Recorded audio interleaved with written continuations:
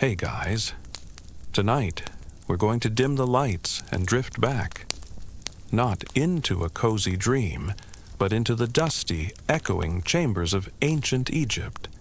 Imagine, if you will, the cool, dry air, thick with the scent of millennia-old linen and forgotten spices, as you step into a tomb carved deep into the desert rock. The flickering torchlight casts long, dancing shadows across hieroglyphs that whisper forgotten stories. You trace a finger over a painted scene, depicting a life lived thousands of years ago. A life that, for many, ended in ways you probably wouldn't wish on your worst enemy. This isn't just about pharaohs and pyramids. It's about the very human, often brutal realities of existence in a world without antibiotics, seatbelts, or even decent plumbing. A world where, let's be honest, you probably wouldn't have survived past your 20s. So, before you get comfortable, take a moment to like the video and subscribe, but only if you genuinely enjoy what I do here. And hey, drop a comment below with where you're listening from and what time it is. Now, dim the lights. Maybe turn on a fan for that soft background hum. And let's ease into tonight's journey together. You stand at the threshold, a silent observer, as the ancient world slowly, painstakingly reveals its secrets. The very air in these tombs, preserved for millennia, seems to hold the echoes of final breaths, of lives cut short by circumstances both mundane and terrifying. You're not just looking at artifacts, you're peering into the forensic reports of a civilization, written in bone, linen, and stone.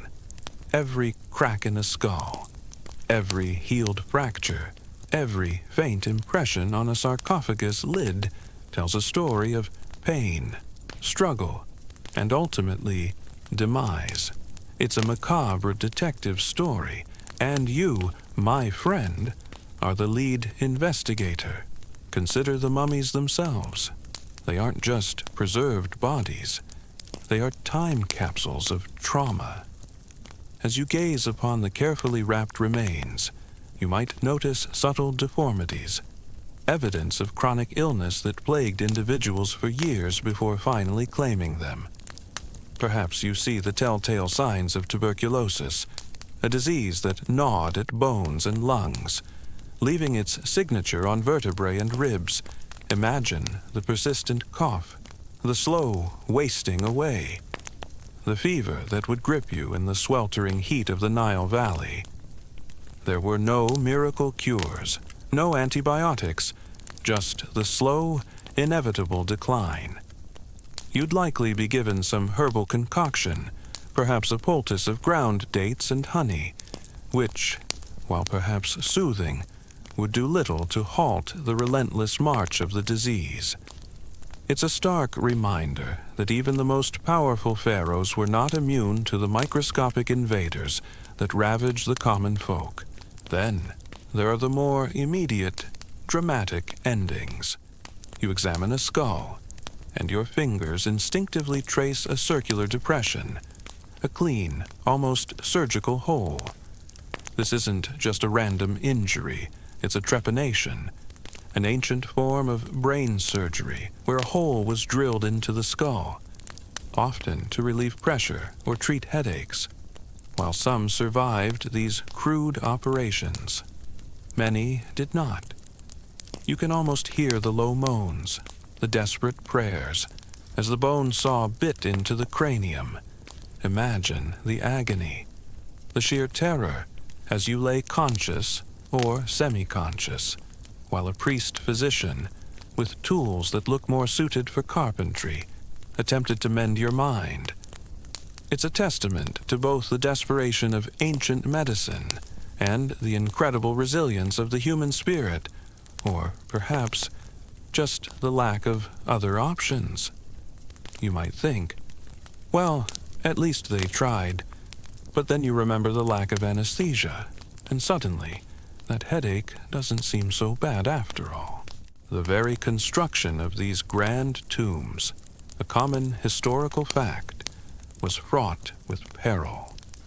You envision the laborers, straining under the scorching sun, hauling massive stone blocks up ramps, their muscles burning, sweat stinging their eyes.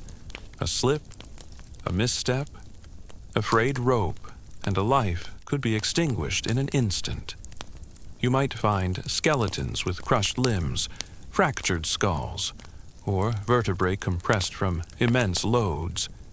These weren't just accidents, they were occupational hazards, a grim toll exacted by the ambition of pharaohs. Imagine the thud of a falling stone, the collective gasp, and then the hurried, grim work of clearing the debris, knowing that tomorrow it could be you. It makes you appreciate modern safety regulations, even if you complain about your hard hat being itchy. Beyond the physical evidence, the tomb paintings and inscriptions offer a narrative layer to these deaths. You see depictions of battles, where warriors fall beneath chariots or are pierced by arrows, while often stylized and glorifying victory. These images hint at the brutal reality of ancient warfare. A mummified soldier might bear the unmistakable mark of a spear thrust, or a deep gash from an axe, wounds that would have led to a swift, agonizing end. You can almost hear the clash of bronze, the shouts of men, the desperate struggle for survival in a chaotic melee. It's a far cry from your average office skirmish over the last donut. Sometimes, the cause of death is less obvious, requiring a deeper dive into the subtle clues. You notice a mummy with significantly worn teeth, ground down to the gums. This isn't just from chewing tough food. It's often a sign of sand and grit in their diet, a common issue in ancient Egypt, where grain was often contaminated during grinding. This constant abrasion could lead to painful abscesses, infections, and eventually, a slow, debilitating death from malnutrition or systemic infection. Imagine every meal being a painful ordeal, every bite sending a jolt of agony through your jaw. It makes you grateful for modern dentistry, even if you dread your next cleaning. One particularly unique and little-known detail revealed by some tombs is the evidence of parasitic infections. You might find calcified cysts in the liver or lungs of mummies, telltale signs of diseases like schistosomiasis, caused by parasitic worms found in the Nile. These worms would enter the body through the skin during bathing or farming, slowly debilitating their host, leading to organ damage and a lingering death. It's a silent killer, invisible to the naked eye, yet leaving its indelible mark on the internal organs. You picture yourself wading into the cool, life-giving waters of the Nile, completely unaware that you're inviting a microscopic, deadly passenger into your body. Suddenly, that chlorinated swimming pool doesn't seem so bad. The academic debate still rages on regarding the exact causes of death for many of the most famous pharaohs. For instance, historians still debate whether Tutankhamun died from a chariot accident, a bone infection, or even foul play. You examine the CT scans, the X-rays, the forensic reports, trying to piece together the puzzle. Was it a broken leg that led to a fatal infection? Was he struck down by an assassin's blow? The evidence is often ambiguous, open to interpretation, leaving room for endless scholarly arguments and late-night documentary theories. It's like a cold case file that's been open for 3 millennia, with new clues emerging every few decades. Consider the children. The mortality rate for infants and young children in ancient Egypt was tragically high. You might encounter tiny, perfectly preserved mummies. their small forms speaking volumes about lives barely lived. Many would have succumbed to childhood diseases like smallpox or measles, or to infections from unsanitary conditions. The tomb of a noble family might contain multiple child burials, a heartbreaking testament to the fragility of life. You imagine the grief of parents, watching their little ones succumb to illnesses that today are easily preventable. It's a universal sorrow, echoing across the ages, reminding you of the preciousness of every single breath. Even seemingly minor injuries could turn fatal. A simple cut or scrape, if left untreated or infected, could lead to sepsis, a systemic infection that would quickly overwhelm the body.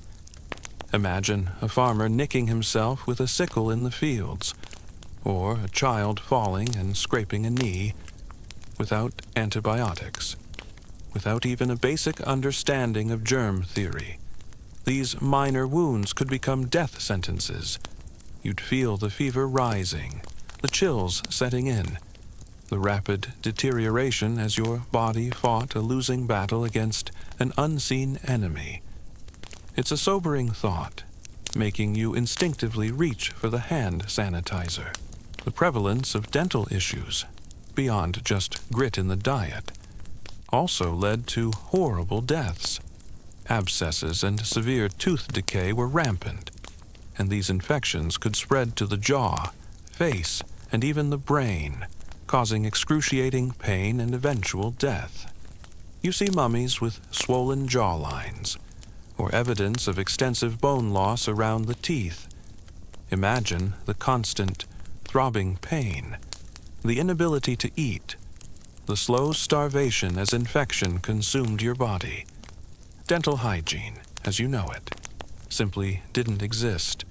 No fluoride, no regular checkups, just a slow, painful decline for many. It's enough to make you floss twice tonight. The tombs also reveal evidence of famine and periods of hardship. While not a direct cause of horrible death, in the same immediate sense as violence or acute disease, prolonged malnutrition and starvation would lead to a slow, agonizing decline, leaving bodies weak and susceptible to any opportunistic infection. You might see skeletons with signs of stunted growth or bone density loss, indicating periods of severe deprivation. The inscriptions might mention years of low Nile floods, leading to crop failures. It's a slow, grinding horror, where every day is a struggle for survival, and death comes not with a sudden blow, but with a gradual fading away. The sheer brutality of some punishments is also hinted at. While direct evidence of executions is rare in tombs, as these individuals might not receive elaborate burials, the societal context suggests that some deaths were indeed state-sanctioned and violent. You might infer this from texts describing rebellions or crimes, and the harsh penalties meted out. Imagine being caught stealing grain during a famine, or speaking out against the pharaoh. The consequences could be swift and merciless, a public display designed to instill fear and maintain order. It's a stark reminder that power, in ancient times, was often maintained through absolute control and the threat of severe retribution, even childbirth. A joyous event in modern times was a perilous journey in ancient Egypt. The skeletal remains of young women, particularly those with signs of pelvic trauma or infection, suggest that many died during or shortly after labor, without modern medical intervention. Complications like hemorrhage, eclampsia, or puerperal fever were often fatal. You imagine the cries of a woman in labor, the desperate efforts of midwives, and the tragic outcome for both mother and child. It's a poignant reminder of the immense risks involved in bringing new life into the world. A risk that many women paid for with their own lives. The very act of mummification, while intended to preserve life, could sometimes reveal the horrors of its ending. The careful unwrapping of mummies has, doubtless, on occasion, exposed evidence of botched embalming, or even bodies that were not fully intact before the process began, suggesting a violent dismemberment or severe trauma prior to death. While rare, these findings offer a chilling glimpse into the darker side of ancient Egyptian life, hinting at murders or accidents so severe that the body had to be pieced back together for its journey to the afterlife. It's like finding a puzzle with missing pieces, but the pieces you do have tell a very disturbing story. You consider the dangers of the natural world, the Nile, while the lifeblood of Egypt was also home to crocodiles and hippos, formidable creatures that could easily claim human lives. While direct evidence of such attacks in tombs is rare, the fear of these animals would have been ever present. You imagine a fisherman dragged from his boat, or a washerwoman snatched from the riverbank. A sudden, terrifying end in the murky waters. It's a primal fear, a reminder that even in a highly organized society, the raw power of nature could assert itself with deadly force. The desert itself, seemingly barren, held its own dangers. Sandstorms could disorient and bury travelers, leading to slow suffocation or exposure. Scorching heat could lead to dehydration and heat stroke. While not as dramatic as a crocodile attack, these environmental hazards were insidious, slowly draining the life from their victims. You picture yourself lost in the vast, featureless expanse, the sun beating down relentlessly, your throat parched, the sand whipping around you. It's a lonely, desperate way to go, a testament to the unforgiving nature of the landscape. The tomb, ultimately, is a silent witness, a grim archive of human vulnerability. It speaks of a world where life was often short, brutal, and unpredictable. It whispers of diseases that ravaged populations, accidents that claimed lives in an instant, and the constant struggle against the elements and each other. As you prepare to leave this ancient resting place, you carry with you a profound appreciation for the advancements of modern medicine and safety, and a chilling understanding of the many ways a life could end horribly. In the land of the pharaohs, you've just glimpsed the myriad ways life could abruptly end in ancient Egypt, from microscopic invaders to the sheer force of nature. Now, let's narrow our focus and descend into the very heart of ambition and toil, the construction sites of the monumental tombs themselves. These weren't just final resting places. They were colossal undertakings, engineering marvels built by the sweat, blood, and often the lives of countless individuals. As you step onto the dusty, sun-baked quarry floor, the air vibrates with the rhythmic clang of stone on stone, the shouts of overseers, and the groaning of ropes under immense strain. You feel the grit of the desert underfoot, taste the fine dust on your tongue, and your eyes sting from the relentless glare. This is a world of raw, physical labor, where every day was a gamble against gravity, fatigue, and the unforgiving nature of the materials. Imagine yourself as one of these laborers, perhaps a quarryman, chipping away at the bedrock under the relentless Egyptian sun. The tools are simple copper chisels, dolerite pounding stones, wooden mallets. Each swing of your arm sends vibrations through your bones, and the air is thick with stone dust, a constant irritant to your lungs.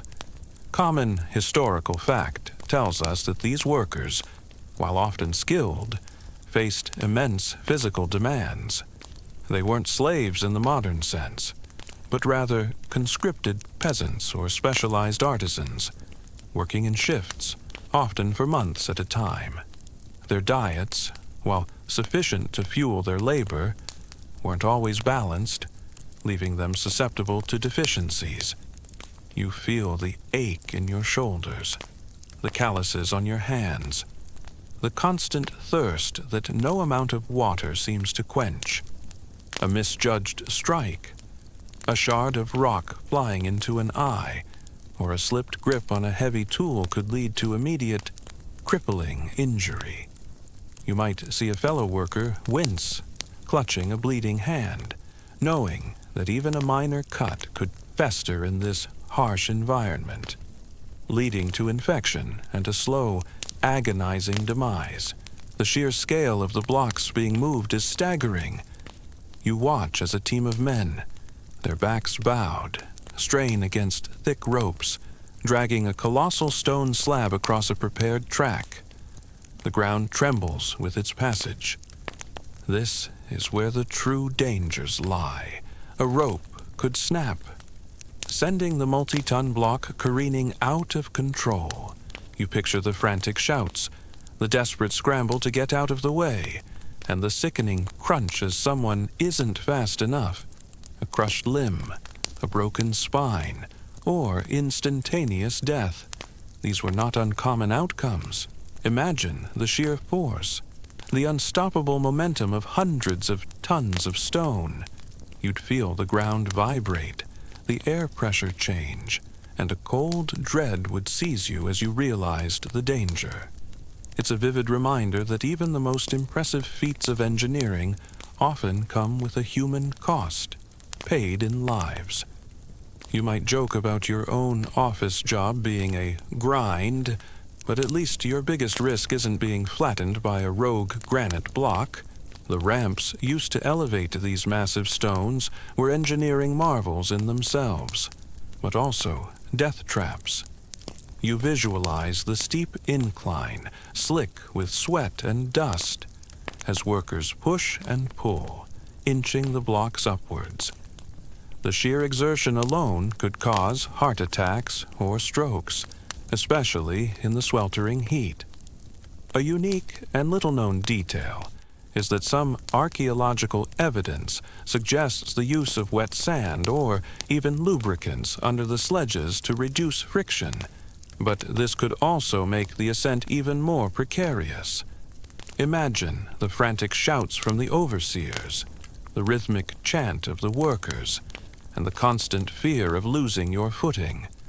One wrong step, one moment of fatigue, and you could tumble down the ramp, perhaps dragging others with you, ending in a broken heap at the bottom.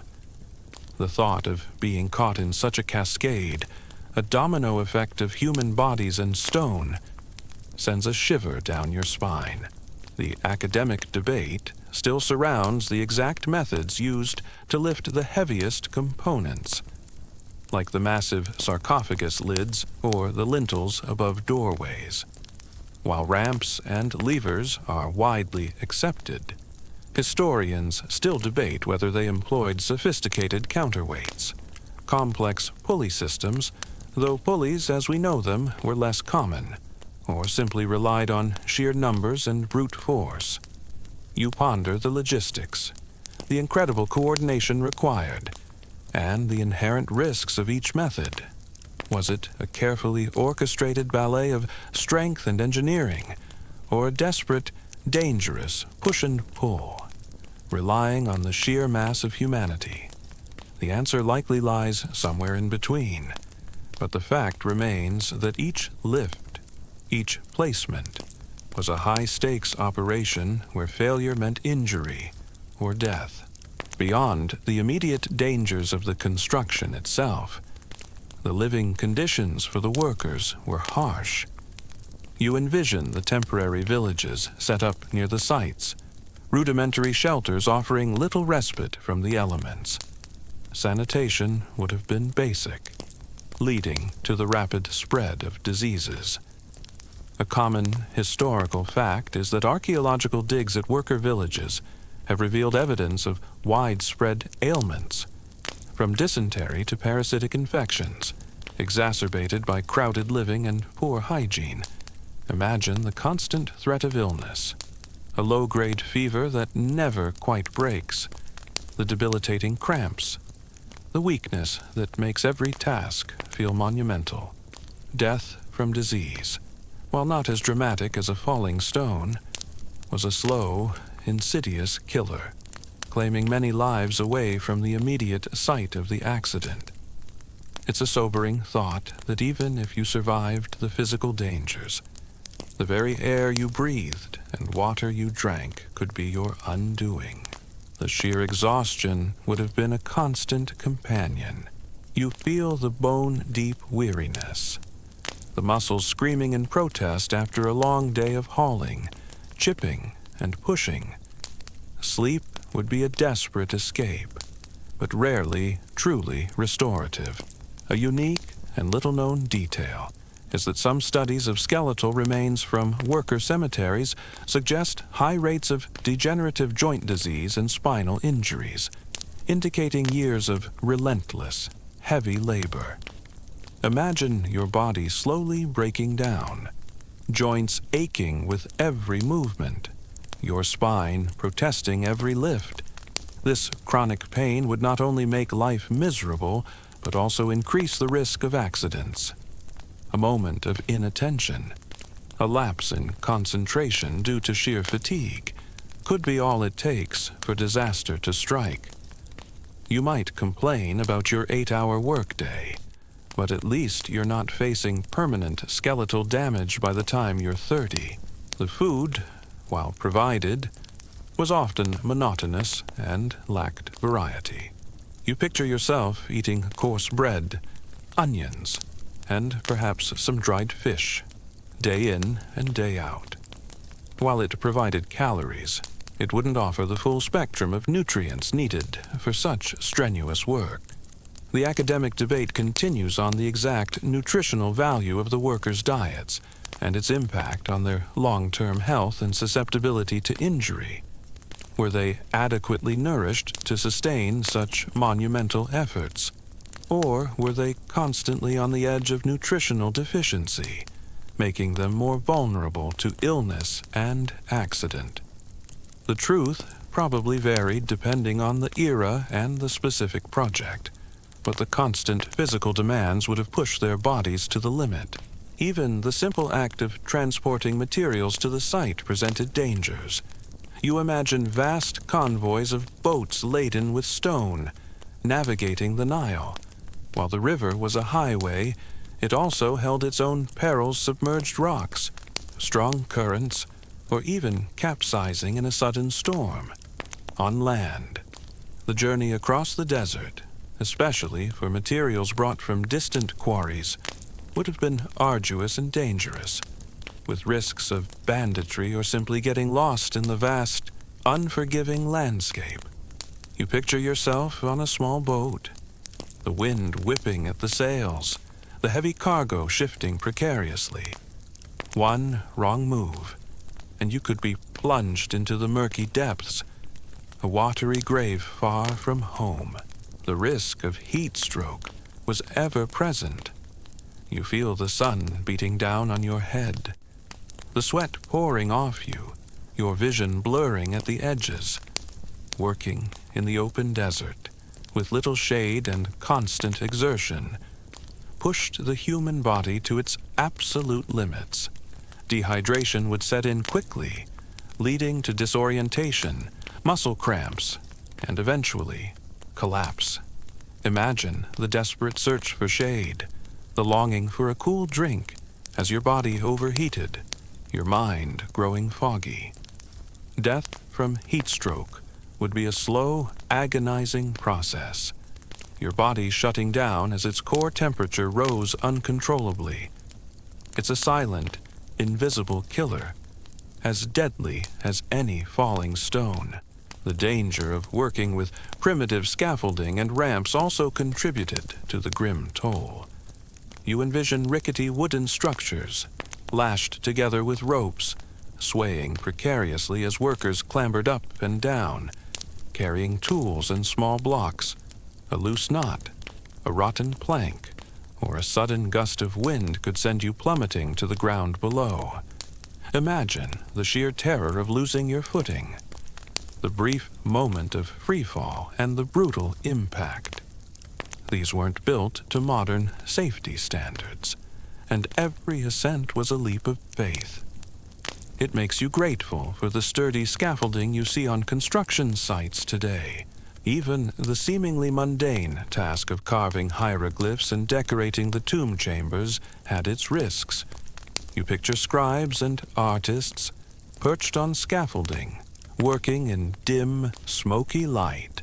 The pigments they used, while vibrant, sometimes contained toxic materials like lead or mercury. Prolonged exposure, especially in poorly ventilated spaces, could lead to chronic poisoning, causing neurological damage, organ failure, and a slow, debilitating death. A unique and little-known detail is that analysis of some ancient Egyptian pigments has shown high concentrations of such toxic elements. Imagine the slow, insidious onset of symptoms, the tremors, the confusion, the gradual decline, all while you continued your artistic endeavors, unaware of the poison seeping into your system. It's a chilling thought that the very beauty you created could be the cause of your demise. The academic debate still continues on the exact social status and treatment of the workers.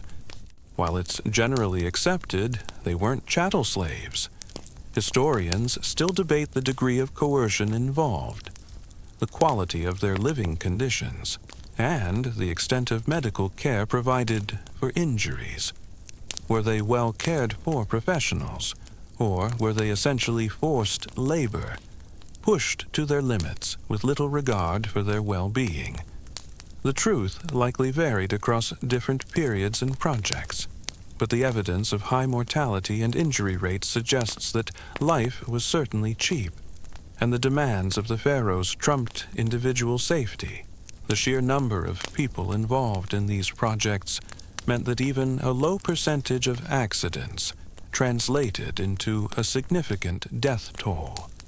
You consider the thousands, perhaps tens of thousands, of individuals who contributed to the construction of a single pyramid or a grand tomb complex. Each life lost was a tragedy, a family left grieving, a story cut short. The tombs, while monuments to the dead, were also built on the backs of the living, and often on their graves. It's a powerful testament to the human capacity for both monumental achievement and profound sacrifice. As you reflect on the dangers faced by these ancient builders, you gain a new appreciation for the silent stories etched into their bones and the very stones they shaped. The tombs are not just repositories of the elite. They are also memorials to the anonymous workers whose lives were spent, and often ended, in their creation. The grandeur of the pharaohs' eternal homes stands as a stark reminder of the harsh realities of life and death in ancient Egypt, a testament to the fact that even the most magnificent structures can hide the most horrible ends. Having walked through the perilous construction sites, where every stone laid was a gamble with life, you now step into a different kind of darkness, the realm of ancient Egyptian beliefs, where sudden, inexplicable deaths were often attributed not to mere accident or disease, but to the potent, unseen forces of curses and divine wrath. The air here feels heavier, charged with a sense of the mystical and the unknown.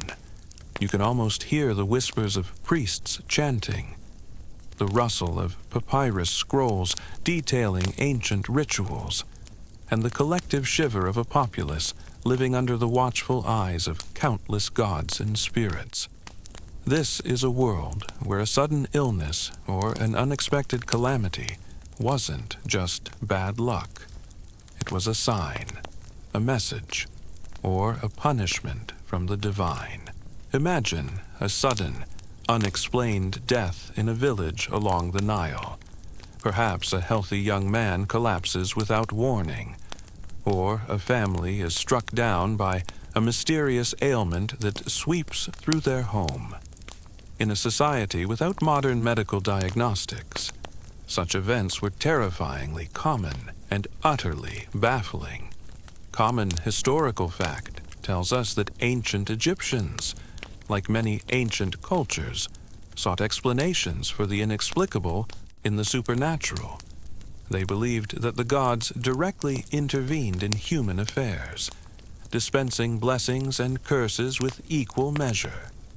You picture the distraught family, not just grieving, but desperately seeking answers, turning to priests and diviners to understand what transgression might have provoked such a swift, merciless end. Was it a forgotten oath, an unintentional disrespect to a deity, or something far more sinister? A curse unleashed from a tomb.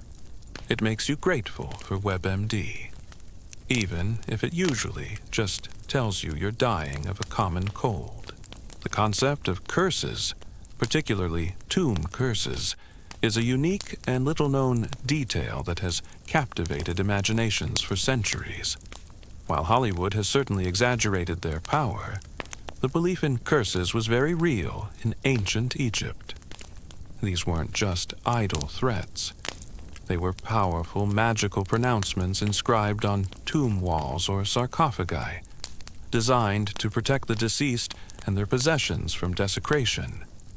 You run your hand over a carved inscription, feeling the cool stone, and wonder about the words it holds.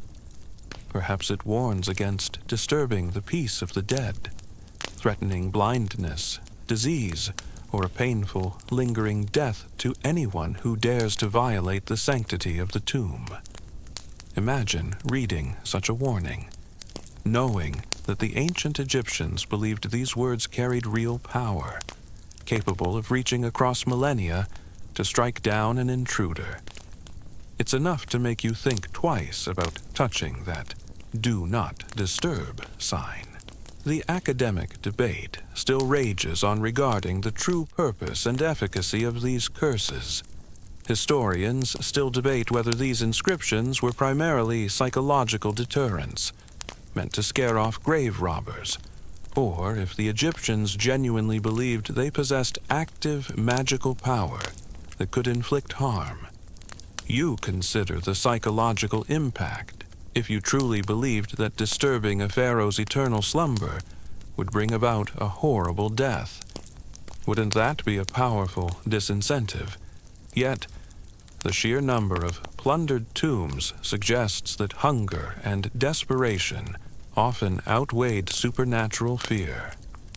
Perhaps it was a bit of both, a blend of practical deterrence and genuine magical conviction.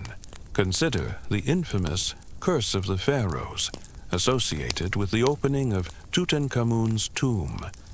While sensationalized by the media, the sudden deaths of several individuals connected to the excavation, including Lord Carnarvon, fueled the public's belief in ancient curses.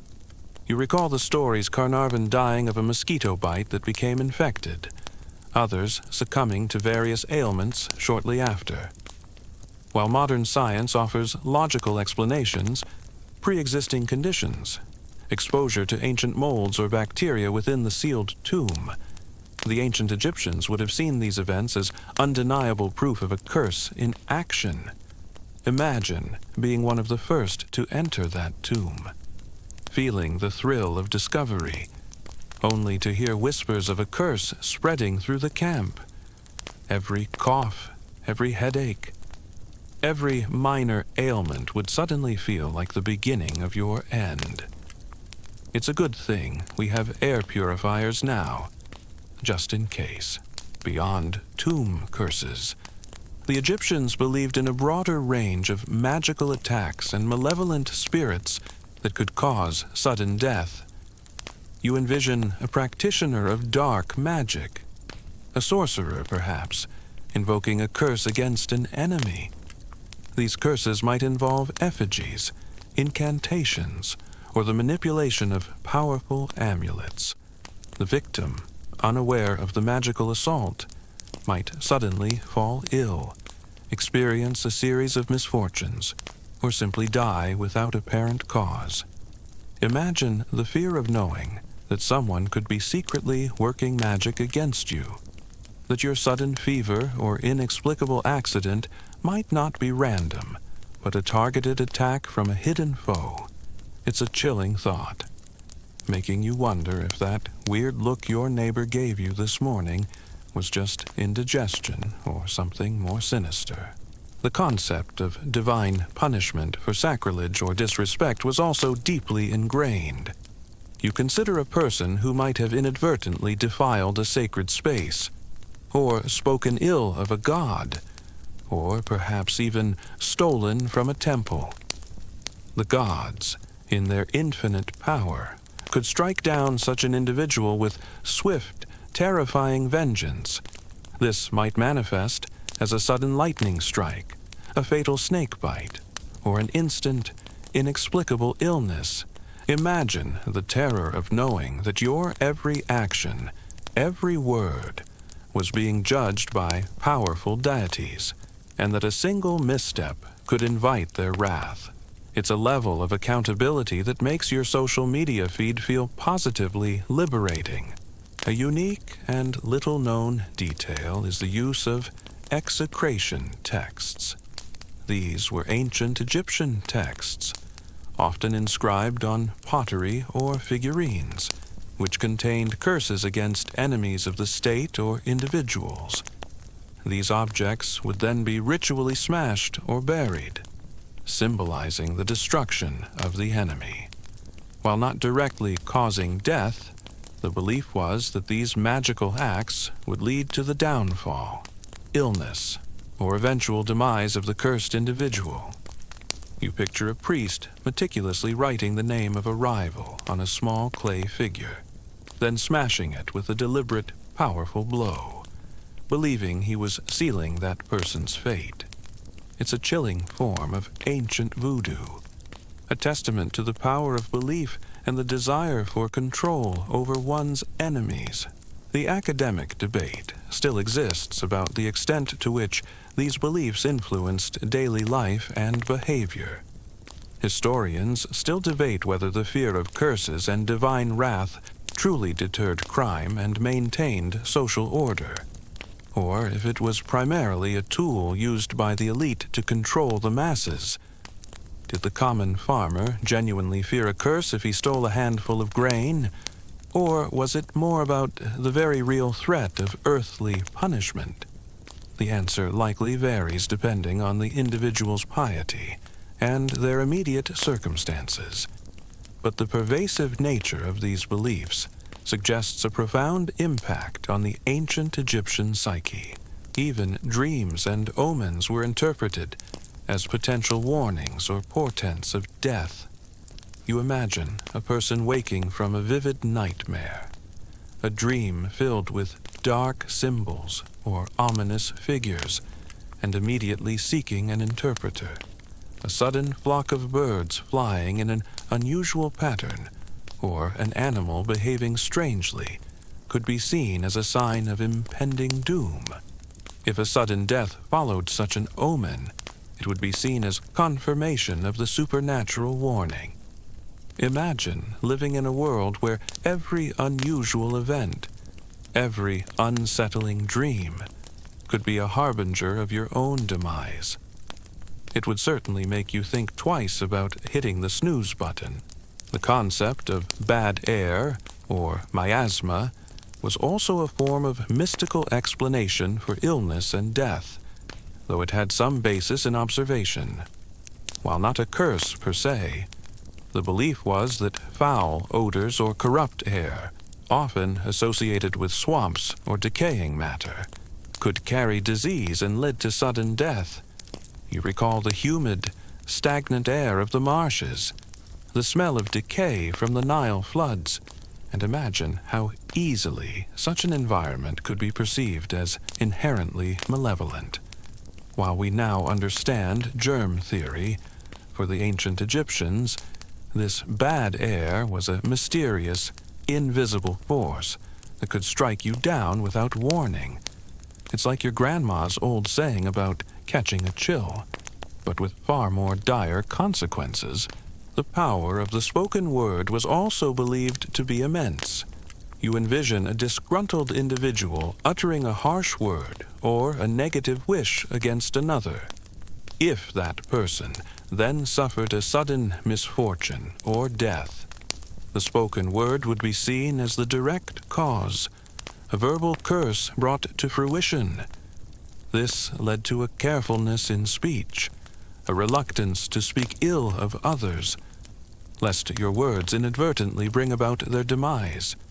Imagine having to censor your thoughts, knowing that a moment of anger or frustration, expressed aloud, could literally kill someone. It's a level of verbal responsibility that would make Twitter a very quiet place. A unique and little-known detail is the practice of apotropaic magic, designed to ward off evil and protect against curses. You might find amulets shaped like the god Bez or the Eye of Horus, worn by individuals or placed in homes and tombs. These were not just decorative. They were believed to actively deflect malevolent forces and protect the wearer from sudden death caused by curses or evil spirits. Imagine wearing a small charm around your neck, believing it was your shield against unseen dangers, a constant reassurance in a world filled with unpredictable threats. It's like having a tiny, ancient bodyguard always on duty. The academic debate still considers the role of psychological factors in these cursed deaths.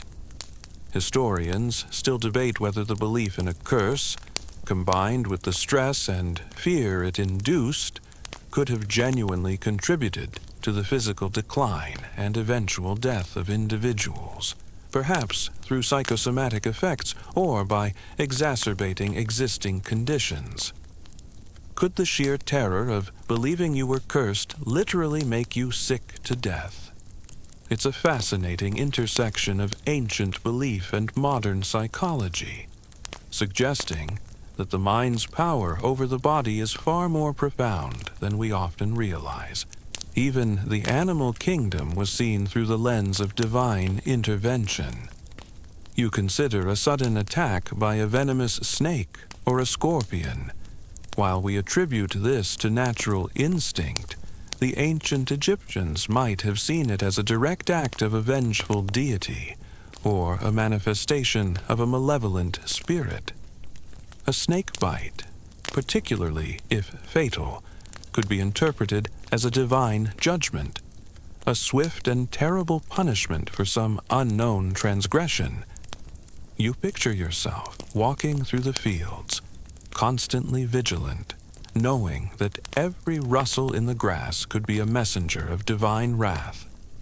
It's enough to make you wear really tall boots. The concept of demons or malevolent entities was also prevalent.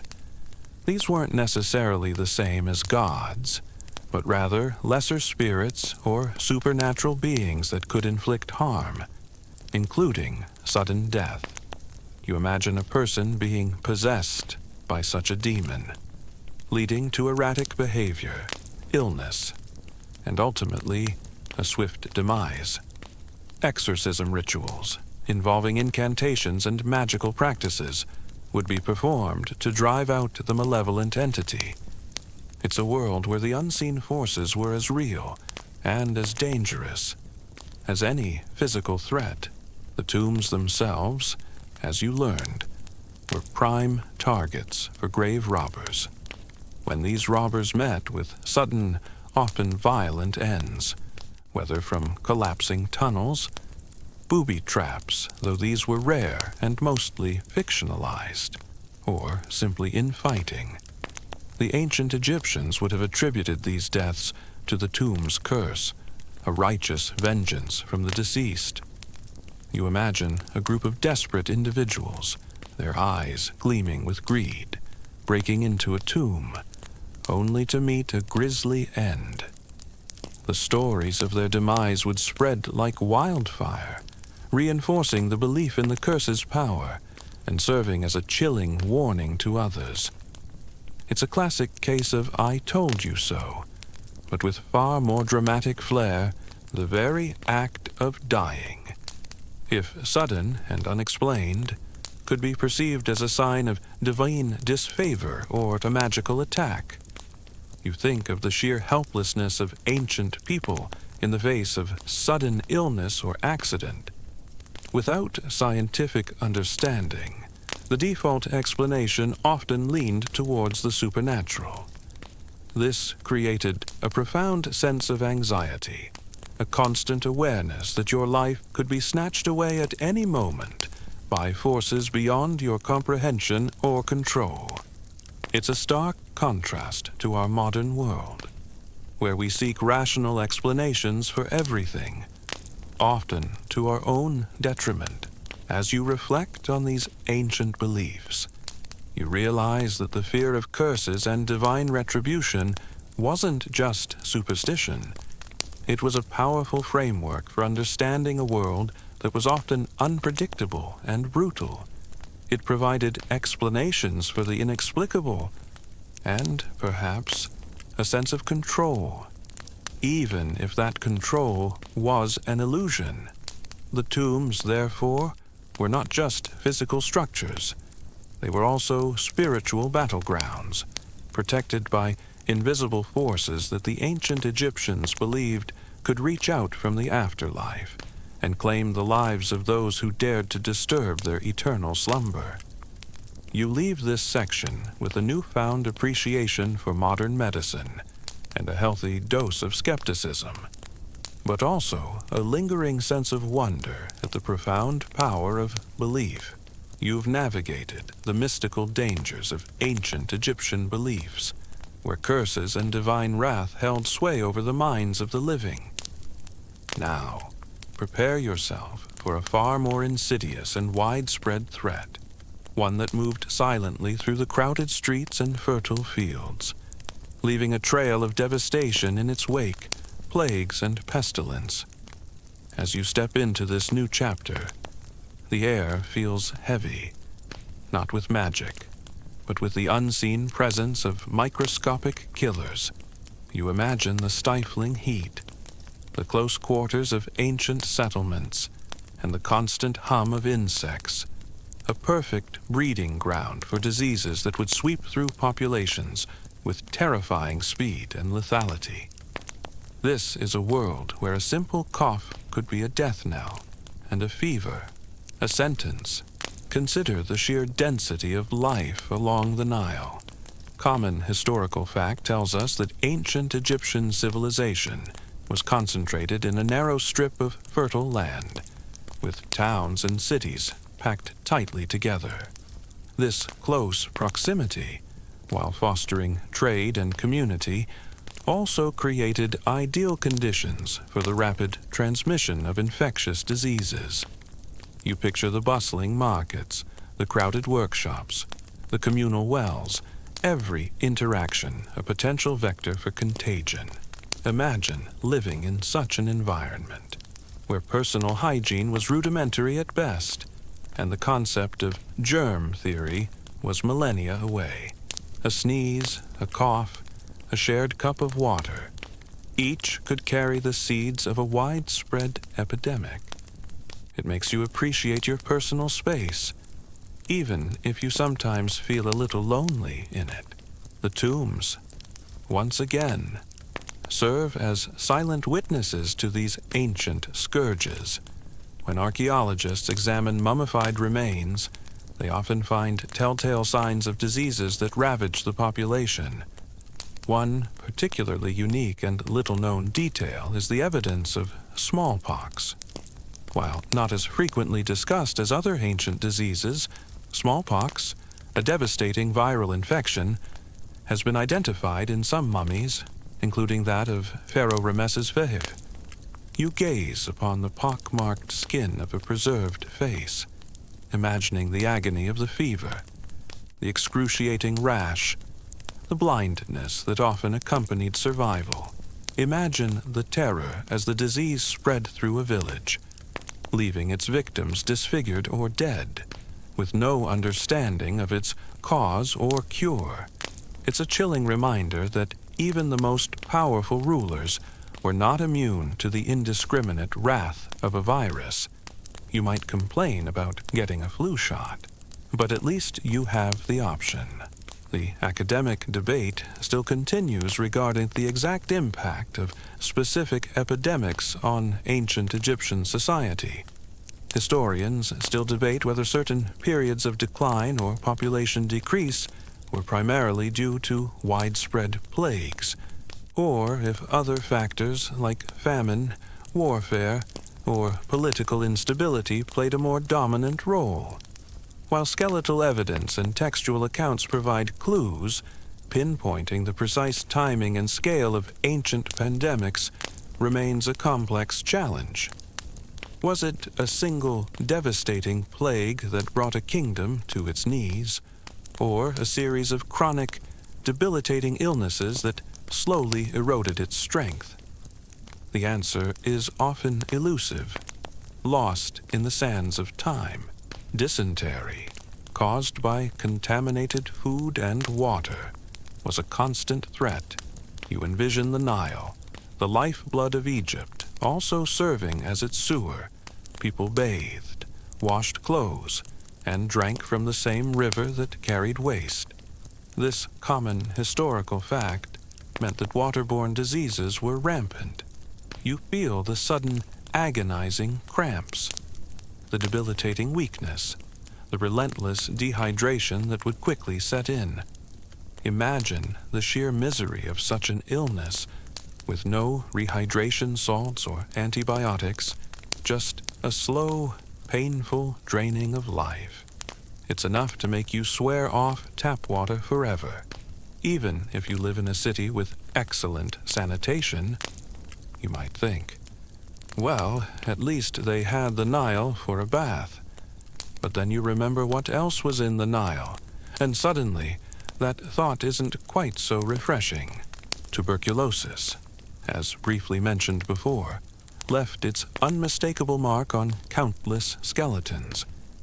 You see the characteristic lesions on vertebrae, the erosion of ribs, the signs of a disease that slowly consumed its victims from within. It was a chronic killer, often lingering for years, weakening individuals and making them susceptible to other infections. Imagine the persistent, hacking cough, the night sweats, the gradual wasting away of your body, as you became a shadow of your former self. There was no escape, no treatment, just the slow, inevitable march towards death. It's a stark reminder of the fragility of life in a pre-antibiotic era. Malaria, carried by mosquitoes breeding in the Nile's stagnant waters, was another pervasive threat. A unique and little-known detail is that ancient Egyptian texts describe symptoms consistent with malaria, and some mummies show evidence of enlarged spleens, a common sign of chronic malaria infection. You picture yourself swatting at the buzzing insects in the humid evenings, unaware that each bite could inject a deadly parasite into your bloodstream. Imagine the cycles of burning fever and shivering chills, the debilitating fatigue that would leave you too weak to work or even care for yourself. It was a constant, debilitating presence, especially during the flood season, silently claiming lives year after year. It makes you grateful for mosquito repellent, even if it smells a little funny. The academic debate still considers the extent to which malaria contributed to the overall mortality rates and potentially impacted the health of the royal families. Historians still debate whether specific pharaohs or members of the elite suffered from chronic malaria, and how that might have affected their reign, or their ability to produce heirs. Was it a silent factor in the rise and fall of dynasties, or simply another common ailment that affected everyone? The microscopic evidence is often hard to pinpoint definitively, leaving room for ongoing research and discussion. Parasitic worms, beyond schistosomiasis, were also incredibly common. You recall the image of people wading in the Nile. Other parasites, like tapeworms and roundworms, would have been ingested through contaminated food or water, leading to chronic digestive issues, malnutrition, and a gradual weakening of the body. Imagine the constant discomfort, the slow drain on your energy as these unseen invaders silently consumed your nutrients. While not always immediately fatal, they made individuals more vulnerable to other, more acute illnesses. It's a truly unpleasant thought, making you want to wash your hands about a dozen more times. Even seemingly minor infections could become deadly. A common historical fact is that without antibiotics, a simple bacterial infection from a cut, a tooth abscess, or even a sore throat could quickly escalate into a life-threatening condition like sepsis. You feel a small cut on your finger, a minor inconvenience in your modern life, and imagine it swelling, reddening, and then the fever setting in, the chills, the rapid progression as your body's defenses are overwhelmed. Imagine the helplessness, the desperation, as you watched a loved one succumb to what today would be a treatable ailment.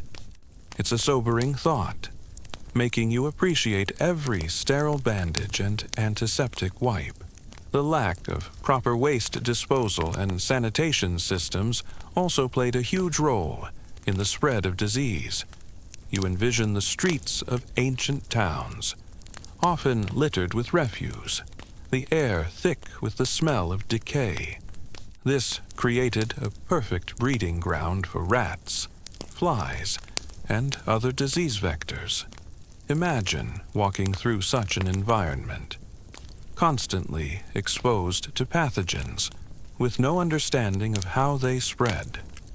It's a grim picture, making you grateful for modern waste management and sewer systems.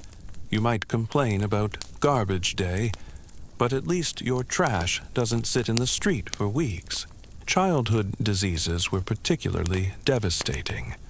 You recall the tiny mummies from earlier.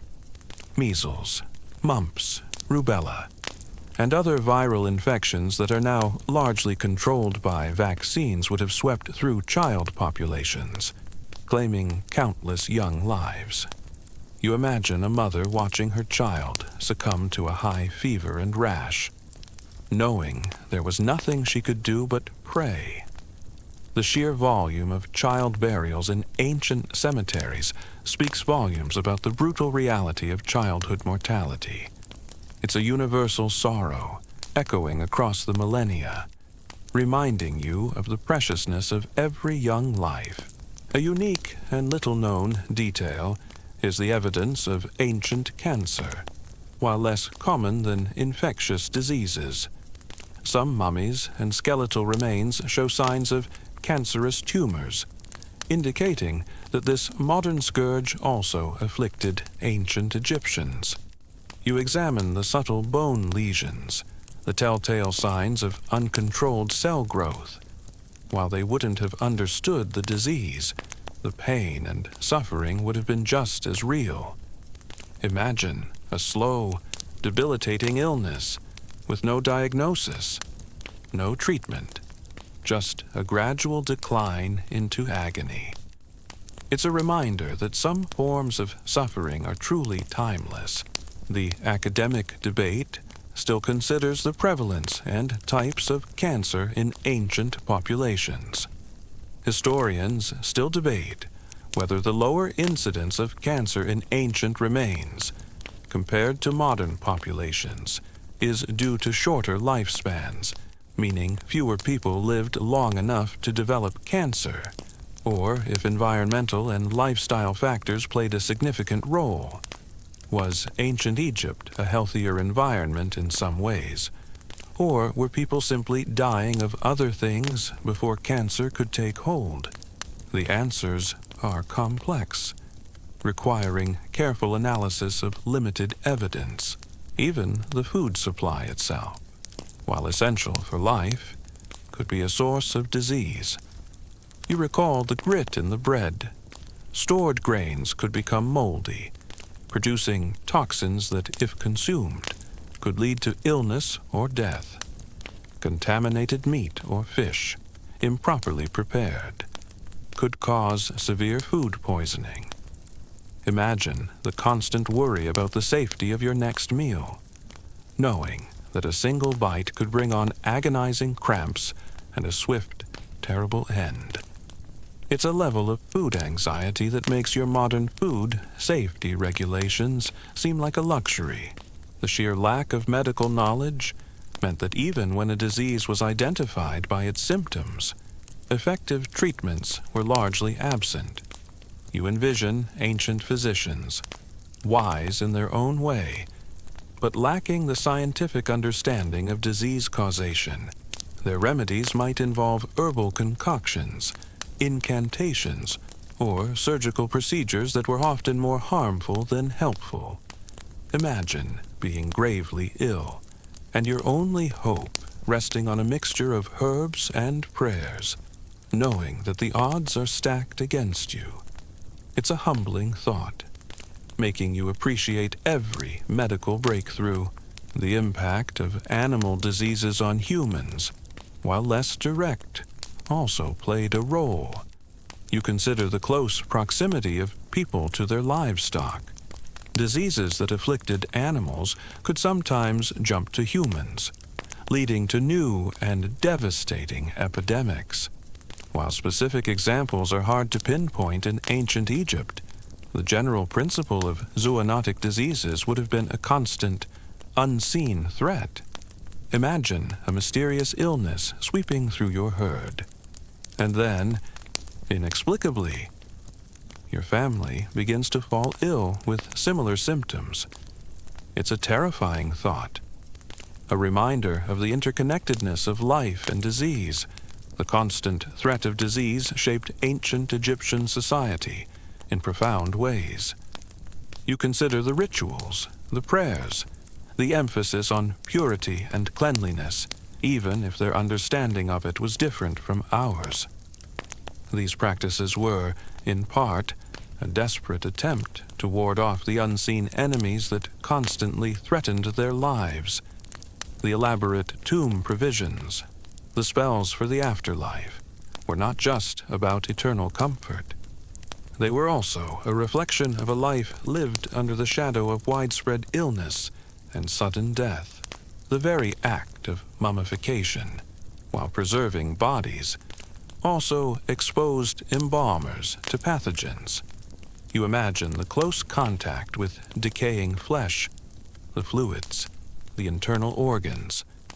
While they used natron and oils, the risk of contracting diseases from the deceased would have been very real, especially if the person died from an infectious illness. It's a grim occupational hazard, a testament to the dedication, or perhaps desperation, of those who prepared the dead for their journey to the afterlife. As you step away from the specter of ancient plagues, you carry with you a renewed sense of gratitude for the advancements of modern medicine. The tombs, with their silent, skeletal inhabitants, are not just monuments to individual lives, but vast, macabre archives of humanity's long and arduous battle against the invisible forces of disease. They whisper tales of suffering, resilience, and the countless lives claimed by pestilence, reminding you that even in the grandest civilization, death often arrived on the wings of a fly, or in a single unseen microbe. You've journeyed through the unseen horrors of ancient plagues, where microscopic killers silently claimed countless lives. Now, let's shift our gaze from the grand, dramatic ends to something far more insidious and pervasive, the mundane, often overlooked dangers of everyday life in ancient Egypt. As you step into this new scene, you find yourself not in a battleground or a plague-ridden city, but in the quiet domesticity of a mud-brick home, or perhaps a bustling workshop. The air is filled with the scent of baking bread, the distant bleating of goats, and the low murmur of daily routines. Yet, even in this seemingly peaceful setting, death lurked in the most unexpected corners, often striking with brutal suddenness. Consider the simple act of cooking. You watch as a woman kneads dough on a stone slab, preparing bread for her family. A common historical fact is that open fires were used for cooking, often within the home or in small courtyards. You imagine the flickering flames, the smoke filling the air, and the constant risk of accidental burns. A child, playing too close, could stumble into the embers. An adult, distracted, could knock over a pot of boiling water or hot oil. Imagine the searing pain, the immediate blistering, and the terrifying realization that a severe burn, without modern medical care, could easily become infected and lead to a slow, agonizing death. It makes you grateful for your induction stovetop, even if you sometimes burn the toast. Then, there's the ever-present danger of collapsing structures. Ancient Egyptian homes, while sturdy, were often built from mud brick, and over time could weaken due to heavy rains, shifting foundations, or simply age. You picture a family sleeping peacefully, only for the roof or a wall to suddenly give way, burying them in rubble. A unique and little-known detail is that archaeological excavations of ancient settlements have occasionally uncovered evidence of individuals trapped and killed by collapsing walls or roofs, suggesting these were not isolated incidents. Imagine the sudden roar of falling debris, the suffocating dust, and the desperate struggle to free yourself or your loved ones from beneath tons of earth and brick. It's a chilling thought, making you wonder if your landlord ever checks the structural integrity of your apartment building. The academic debate still surrounds the frequency and impact of such domestic accidents. Historians still debate whether these types of deaths were a significant contributor to overall mortality rates, or if they were relatively rare compared to diseases and warfare. While direct evidence can be scarce, the pervasive nature of these risks suggests they were a constant, if often unrecorded, part of daily life. Was it a common occurrence for a family to lose a member to a collapsing roof? Or was it a tragic anomaly? The truth is likely somewhere in between. But the potential for such a sudden, horrible end was always there. Agriculture, the very foundation of Egyptian society, was also fraught with peril. You envision a farmer tilling his fields, perhaps with a primitive plow pulled by oxen. A common historical fact is that farming involved heavy manual labor, often with sharp tools like sickles or hoes. A slip of the hand, a moment of distraction, and a deep gash could be inflicted. You feel the sharp edge of the blade, the sudden sting, and the gush of blood. Imagine a deep cut to the leg or arm, far from any medical help, quickly becoming infected in the hot, dusty environment. Tetanus, a bacterial infection from soil, would be a terrifying possibility, leading to muscle spasms, paralysis, and a slow, agonizing death. It makes you appreciate the safety features on your lawnmower. Even the process of harvesting crops held hidden dangers. You recall the grit in the bread from earlier. The constant threshing and winnowing of grain would release fine dust and chaff into the air, which, when inhaled over years, could lead to chronic respiratory problems. While not immediately fatal, this constant irritation could weaken the lungs, making individuals more susceptible to pneumonia or other deadly infections. Imagine the persistent cough, the shortness of breath, the gradual decline of your lung capacity, all from the very food that sustained you. It's a slow, insidious killer, a hidden cost of feeding a civilization. The Nile, while providing life, also presented numerous drowning hazards. You picture children playing near the riverbanks, or adults crossing in small, unstable boats.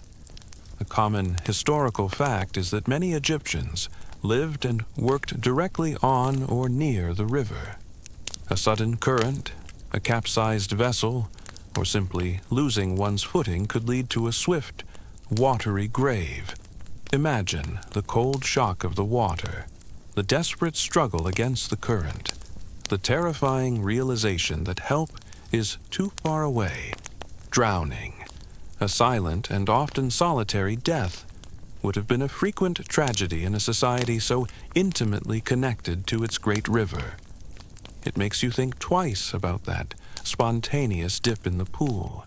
A unique and little-known detail is the danger posed by domestic animals.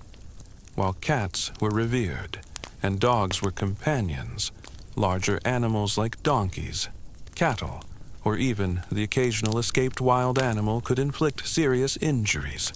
A kick from a donkey, a stampede of cattle, or a bite from a rabid dog could lead to broken bones, internal injuries, or deadly infections. You picture a child playing near a tethered cow, unaware of its sudden shift, or a farmer being thrown from a cart pulled by a startled donkey. Imagine the sudden impact, the crushing weight, or the searing pain of a bite, knowing that rabies, if contracted, meant a terrifying, inevitable death. It's a reminder that even your beloved pets can be unpredictable. The academic debate still considers the precise impact of animal-related injuries on ancient Egyptian mortality. Historians still debate whether deaths from animal attacks or accidents were a significant factor, or if they were overshadowed by more common causes like disease. While direct evidence can be hard to distinguish from other forms of trauma, the close proximity of humans and animals suggests these incidents were certainly a risk. Was it a common occurrence for a farmer to die from a kick from his ox? Or was it a rare, tragic event? The evidence is sparse, leaving room for ongoing speculation. Even the simple act of walking could be dangerous. You recall the uneven terrain, the lack of paved roads, and the presence of venomous snakes and scorpions. A common historical fact is that snake bites and scorpion stings were a real threat in ancient Egypt, especially during warmer months. You feel a sudden, sharp pain in your foot, followed by a burning sensation, and the terrifying realization that you've been bitten by something venomous. Imagine the rapid onset of symptoms, swelling, nausea, paralysis, and the desperate race against time as the poison spread through your body. Without antivenom, a snake bite could mean a swift, agonizing death. It makes you check your shoes before putting them on. The risk of falls, particularly for the elderly or infirm, was also significant. You envision an older person, perhaps weakened by years of labor or chronic illness, losing their balance on uneven ground or a slippery surface, a broken hip, a fractured skull. These injuries, while not immediately fatal, could easily lead to complications like infection or immobility, ultimately resulting in death. Imagine the pain of a broken bone, the helplessness of being unable to move, and the slow decline as your body struggled to heal without proper medical intervention. It's a grim reminder of the vulnerability that comes with age, especially in a world without modern health care. The dangers of poor lighting in homes and workshops also contributed to accidents. You picture yourself navigating a dimly lit room, perhaps by the faint glow of an oil lamp. A common historical fact is that artificial lighting was rudimentary, relying on oil lamps or torches, which provided limited illumination. A misstep, a collision with an unseen object, or a fall down a short flight of stairs could lead to serious injury. Imagine stumbling in the dark, hitting your head on a hard surface, and the sudden disorienting pain. A concussion, or even a skull fracture, could easily prove fatal, especially if you were alone. It makes you appreciate your LED light bulbs. A unique and little-known detail is the risk of suffocation from grain storage. In agricultural societies, large quantities of grain were stored in sealed granaries or pits to protect them from pests and moisture. However, these spaces could become oxygen depleted or accumulate toxic gases from fermentation. You picture a worker descending into a granary to retrieve grain, unaware of the invisible danger. Imagine the sudden dizziness, the shortness of breath, and the rapid loss of consciousness as your lungs struggled for oxygen. It's a silent, insidious killer, a hidden danger in the very place that provided sustenance. It makes you think twice about going into a silo, even if it's just for a photo op. The academic debate still considers the frequency of such suffocation incidents. Historians still debate whether deaths from grain storage were a recognized hazard, or if they were often misattributed to other causes due to a lack of understanding of oxygen depletion. While direct evidence is rare, the physics of grain storage suggests this was a potential, if perhaps infrequent, cause of sudden death. Was it a known danger that workers tried to mitigate, or a mysterious sudden end that baffled the ancient Egyptians? The answer remains somewhat speculative. Even the simple act of carrying water could be perilous. You envision women and children carrying heavy water jars from the Nile or a well, often balancing them on their heads. A slip on uneven ground, a sudden gust of wind, or a lost footing could lead to a fall, resulting in broken bones or head injuries. Imagine the strain on your neck and back, the constant need for balance, and the sudden, jarring impact of a fall. A head injury, in particular, could be devastating, leading to internal bleeding, brain damage, and a swift, horrible death. It makes you appreciate your indoor plumbing, the dangers of working with fire beyond just cooking were also pervasive. You recall the use of torches for light. Workshops, particularly those involving metalworking or pottery, would have had kilns and furnaces operating at high temperatures. Accidental burns, explosions from faulty kilns, or fires spreading through flammable materials could lead to devastating injuries or death. Imagine the intense heat, the roar of the flames, and the terrifying realization that you are trapped in a burning building with no fire department to call. It's a primal fear, a reminder of the destructive power of uncontrolled fire, the presence of wild animals, even outside the Nile, posed a threat. You recall the crocodiles and hippos. While less common in settled areas, jackals, hyenas, or even stray dogs could attack, especially if desperate for food. A bite from such an animal could lead to severe wounds, infection, or even rabies. Imagine hearing the snarls in the darkness, the sudden rush of an animal, and the terrifying struggle for your life. It's a reminder that even in a seemingly domesticated landscape, the wild was never far away. The lack of effective pain relief meant that even non-fatal injuries could lead to prolonged suffering and eventual death from complications. You consider a broken leg that never sets properly, leading to chronic pain and immobility, making the individual vulnerable to other illnesses, or a deep wound that constantly oozes, attracting flies and leading to persistent infection. Imagine the constant agony, the inability to work or care for yourself, and the slow, grinding decline as your body struggled with unhealed trauma. It's a grim picture of a life lived in constant discomfort, often ending in a slow, painful demise. The tombs, in their silent testimony, often reveal these everyday tragedies not through dramatic inscriptions, but through the subtle clues on the skeletal remains.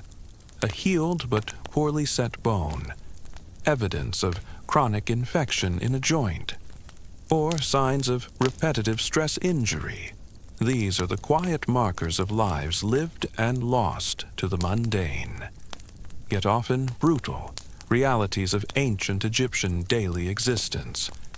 They remind you that while pharaohs faced grand curses, the common person often met their end in a far less dramatic, but no less horrible, way. As you step away from the quiet dangers of ancient Egyptian homes and fields, you carry with you a renewed appreciation for the safety and convenience of modern life. The tombs, with their preserved bodies, are not just archives of grand lives, but also poignant reminders of the countless, anonymous individuals whose lives were cut short by the simple, yet often deadly, realities of everyday existence.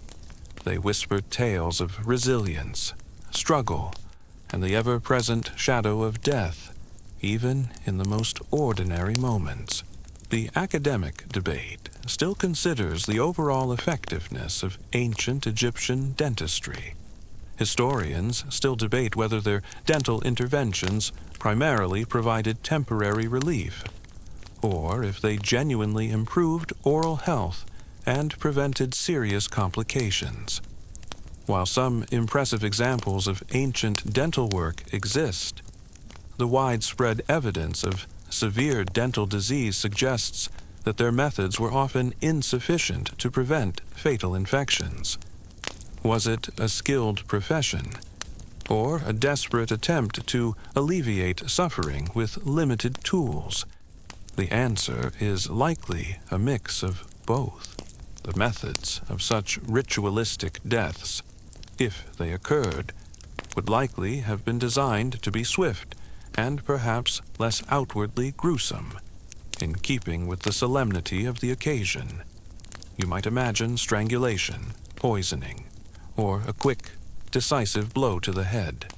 The purpose was not to inflict prolonged suffering, but to offer a life. A unique and little-known detail is that some ancient texts allude to practices that could be interpreted as forms of ritualistic self-sacrifice or communal suicide in extreme circumstances, though direct archaeological evidence is almost non-existent. Imagine a group of people facing an insurmountable threat, choosing to end their lives together as an act of defiance or devotion. It's a chilling concept, bordering on the mythological, but reflecting the profound spiritual beliefs of the time. The lack of understanding of internal organs and their functions also led to fatal errors. You envision a physician attempting to diagnose an internal ailment, relying on external symptoms and palpation, without imaging technology or a deep understanding of anatomy beyond what was learned from mummification, which was more about preservation than function. Internal diseases were a mystery, Imagine suffering from appendicitis or ruptured ulcer. The physician might offer a poultice or an incantation, completely unaware of the internal catastrophe unfolding, leading to a slow, agonizing death from peritonitis or internal bleeding. It's a chilling thought, making you appreciate modern diagnostic tools. Consider the nature of ancient warfare. Common historical fact tells us that Egyptian armies, while organized, engaged in close-quarters combat. You picture soldiers, armed with spears, axes, and bows, facing off against enemies in chaotic, bloody melees. Imagine the deafening roar of battle, the shouts of men, the thud of bodies falling, and the desperate struggle for survival amidst a storm of weapons. A single blow could be fatal, a swift end, delivered by a well-aimed arrow or a crushing axe head. You feel the adrenaline surge, the primal fear, as you realize that your life could be extinguished in an instant, far from the comfort of your home. It makes you grateful for conflict resolution techniques that don't involve sharp objects.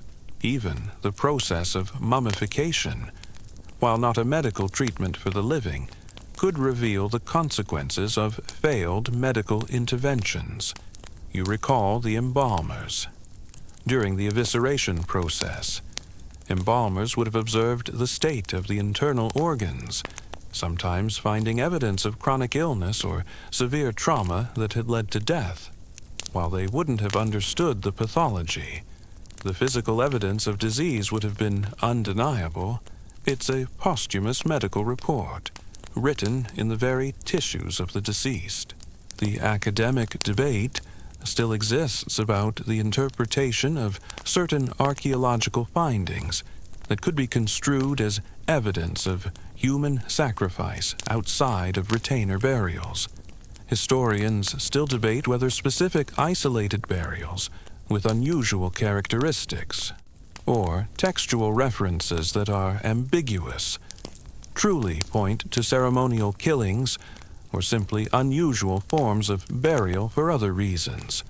The line between ritual and murder is often blurred in the archaeological record, leaving much to scholarly interpretation and careful consideration of cultural context. The academic debate still considers the ethical implications of ancient medical practices. Historians still debate whether ancient physicians, despite their limitations, genuinely prioritized the well-being of their patients, or if their practices were sometimes influenced by religious beliefs or social status.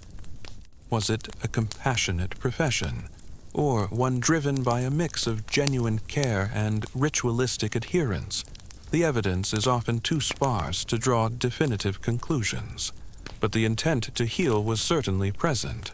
The psychological toll of warfare also contributed to deaths, though this is harder to discern from skeletal remains. You envision soldiers suffering from what we would now call PTSD, haunted by the horrors they witnessed, leading to despair, self-neglect, or even suicide. While not a direct physical injury, the mental anguish could certainly lead to a slow, agonizing demise.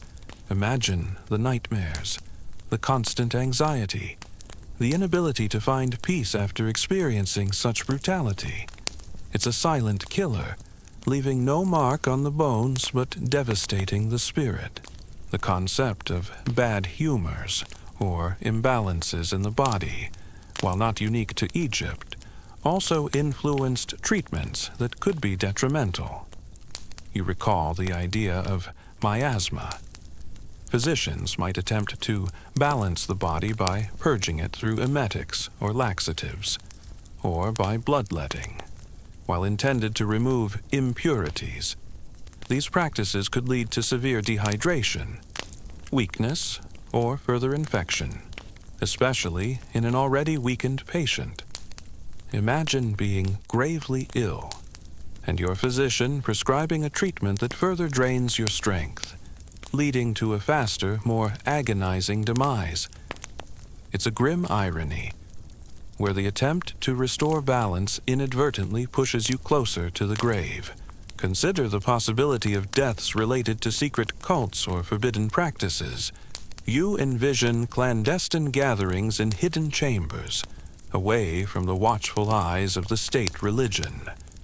While direct evidence in tombs is virtually non-existent, as such deaths would likely be concealed, the existence of various cults and esoteric beliefs suggests that some individuals might have met their end in unusual, ritualistic ways, perhaps as part of initiation rites or extreme devotion. Imagine stumbling upon a secret ceremony, witnessing a forbidden ritual, and realizing that your life is now forfeit to protect the cult's secrets. It's a dark, conspiratorial thought, making you wonder what secrets truly lie buried beneath the sands. Even the most basic hygienic practices were often lacking. You recall the unsanitary conditions. While some rituals involved cleanliness, the understanding of microscopic pathogens was non-existent. Physicians might move from one patient to another without washing their hands, inadvertently spreading disease. Imagine being treated by a healer who, despite their best intentions, was unknowingly carrying the very illness that would claim your life. It's a silent, unseen threat, a fatal flaw in the very foundation of ancient medicine. Even internal conflicts and rebellions led to violent ends. You recall the stories of political intrigue and power struggles. While not always full-scale wars, these conflicts could result in assassinations, summary executions, or brutal suppression of dissent. You envision a dissident being struck down in the streets, or a group of rebels being massacred. A unique and little-known detail is that some mummies show signs of strangulation or blunt force trauma to the head, inconsistent with battle wounds, suggesting execution or murder. Imagine the sudden, brutal end, delivered by a hidden assailant or a vengeful ruler, leaving no chance for escape or defense. It's a chilling reminder that power, in ancient times, was often maintained through violence. The use of splints and bandages, while helpful for broken bones, could also lead to complications. You recall the splints. If applied too tightly, they could cut off circulation, leading to tissue death and gangrene. If not changed regularly, they could become breeding grounds for bacteria, leading to severe infection. Imagine the pain of a limb slowly dying, turning black, and the terrifying realization that the very bandage meant to heal you was now causing your demise. It's a slow, agonizing process, a testament to the dangers of even seemingly benign medical interventions. The concept of damnatio memoriae, or the deliberate erasure of a person's memory, could also be considered a form of ritualistic death, though not physical. You recall the defaced cartouches and destroyed statues of Akhenaten and Hatshepsut, attempts to remove them from history, while not causing physical death. This spiritual annihilation was a profound punishment, designed to deny the individual their afterlife. Imagine having your name chipped away from every monument, your image erased, your very existence denied. For the ancient Egyptians, this was a fate almost worse than death, a spiritual demise that would leave you wandering, lost in the underworld. It's a form of cancellation culture that makes modern social media look like a playground squabble. The tombs, in their silent testimony, often reveal the ultimate failure of these ancient remedies. A mummified body with a healed but severely deformed limb, evidence of a chronic infection that never fully resolved, or the signs of a disease that clearly progressed unchecked. These are the quiet markers of lives that could not be saved, despite the best efforts of ancient healers. They whisper tales of suffering, resilience, and the limitations of knowledge in a world without modern medicine. Even the process of transporting prisoners of war could be deadly. You picture long lines of captives, often malnourished and injured, being marched across vast distances under harsh conditions. Many would have succumbed to exhaustion, starvation, or untreated wounds along the way. Imagine the relentless march, the burning sun, the thirst, and the growing weakness as your body gave out. Death during such a journey would be a slow, agonizing process, a final indignity for those who had survived the battlefield. As you step away from the ancient infirmaries and the well-intentioned, yet often flawed, practices of Egyptian physicians, you carry with you a profound appreciation for the advancements of modern health care.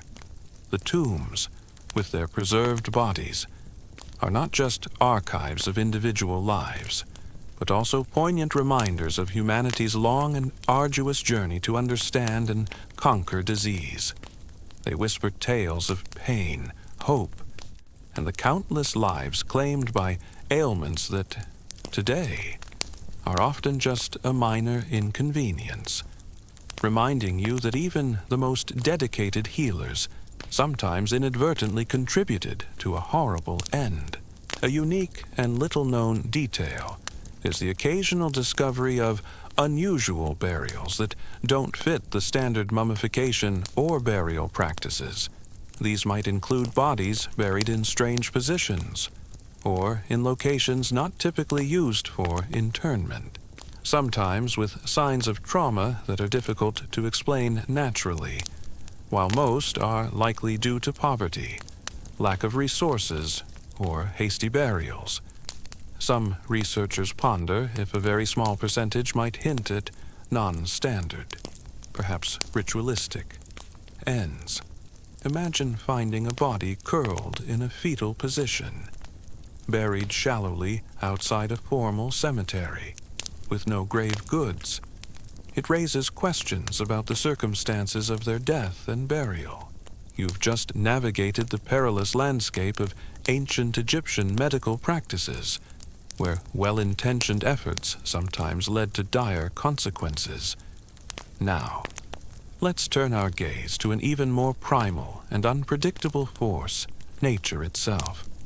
As you step into this new scene, the air is no longer confined to a physician's dwelling or a temple infirmary, but expands to encompass the vast, untamed wilderness surrounding the fertile Nile Valley. You find yourself amidst the rustling reeds of the marshes, under the scorching glare of the desert sun, or perhaps caught in the sudden fury of a sandstorm. This is a world where humanity, despite its grand achievements, remained deeply vulnerable to the raw, indifferent power of the natural world, and where death often arrived with tooth, claw, or the relentless force of the elements. The academic debate still surrounds the exact types of weapons that inflicted specific wounds. Historians still debate whether a particular skull fracture was caused by a mace, an axe, or a blunt club, based on the shape and depth of the trauma.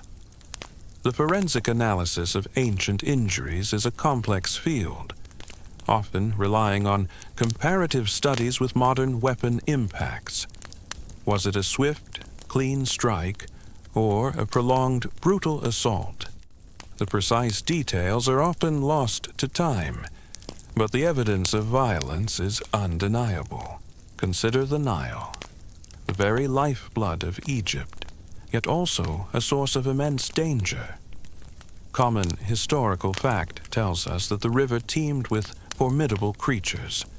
You picture yourself standing by its banks, the water glinting under the sun. And suddenly, a ripple, a dark shape beneath the surface, crocodiles, ancient and powerful predators were a constant threat. Imagine being a fisherman, casting your net, or a washerwoman at the water's edge, and feeling a sudden, bone-crushing grip. The terror would be instantaneous, the struggle desperate and brief, as you were dragged beneath the murky waters to a horrifying, watery grave. It makes you grateful for your local swimming pool, even if it's a bit too chlorinated. The academic debate still considers the interpretation of these unusual burials. Historians still debate whether they represent marginalized individuals, victims of crime, or very rare instances of ritualistic practice. Without clear textual evidence or consistent patterns, it's difficult to draw definitive conclusions. Was it a hurried burial for someone who died violently, or a deliberate act with hidden meaning? The ambiguity leaves much room for scholarly discussion and careful archaeological analysis. Then there were the hippos, seemingly docile, but notoriously aggressive and territorial. A unique and little-known detail is that hippos were considered even more dangerous than crocodiles by ancient Egyptians due to their unpredictable nature and immense power, capable of capsizing boats with ease. You envision a small papyrus skiff gliding peacefully through the reeds, when suddenly a massive head breaks the surface, eyes blazing with fury.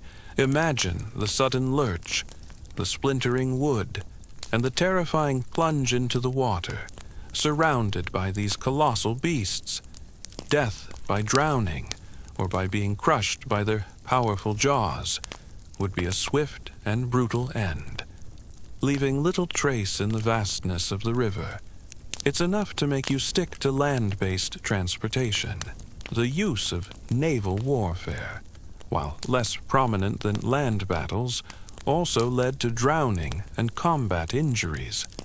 You envision small Egyptian ships clashing on the Nile or in coastal waters, with soldiers engaging in hand-to-hand combat on deck. A fall overboard, a direct hit from an enemy projectile, or the sinking of a vessel could lead to a swift, watery grave. Imagine the chaos of a naval engagement, the splintering wood, the cries of men, and the cold embrace of the water as your ship went down. It's a different kind of battlefield, but no less deadly. The academic debate still rages on regarding the true extent of deaths caused by large animals like crocodiles and hippos. Historians still debate whether the fear of these creatures, as depicted in art and texts, accurately reflects the actual frequency of fatal encounters, or if it was amplified by their dramatic nature. While individual incidents were undoubtedly terrifying, quantifying their overall impact on mortality rates is challenging. Was it a common occurrence for a villager to be snatched by a crocodile, or a rare, but deeply feared, tragedy? The evidence is often anecdotal, leaving room for ongoing discussion. Even the process of mummification itself, while not causing death, could be seen as a ritualistic preparation for a new form of existence. You recall the intricate steps, the removal of organs, the drying with natron, the elaborate wrapping. While not a horrible death for the deceased, it was a profound, ritualized transformation of the body, a necessary step for the soul's journey. Imagine the embalmers performing their sacred duty, meticulously preparing the body for its eternal slumber. It's a testament to the deep spiritual significance placed on the physical remains. Beyond the river, the desert itself was a formidable adversary. You recall the vast, empty expanses. The scorching heat, a common historical fact, could quickly lead to dehydration and heat stroke. You feel the sun beating down relentlessly, your throat parched, your vision blurring at the edges. Imagine being lost in the featureless dunes, your water supply dwindling, your body slowly shutting down as its core temperature rose uncontrollably. Death by exposure would be a slow, agonizing process. Your mind growing delirious as you succumbed to the elements. It's a silent, insidious killer, as deadly as any predator. The academic debate still continues on the exact nature of some of these non-battle-related traumas. Historians still debate whether certain injuries found on mummies are evidence of intentional violence murder or execution or severe accidents. The distinction can be subtle, requiring careful forensic analysis and consideration of the historical context. Was it a political assassination or a tragic fall down a flight of stairs? The clues are often ambiguous, leaving room for ongoing interpretation.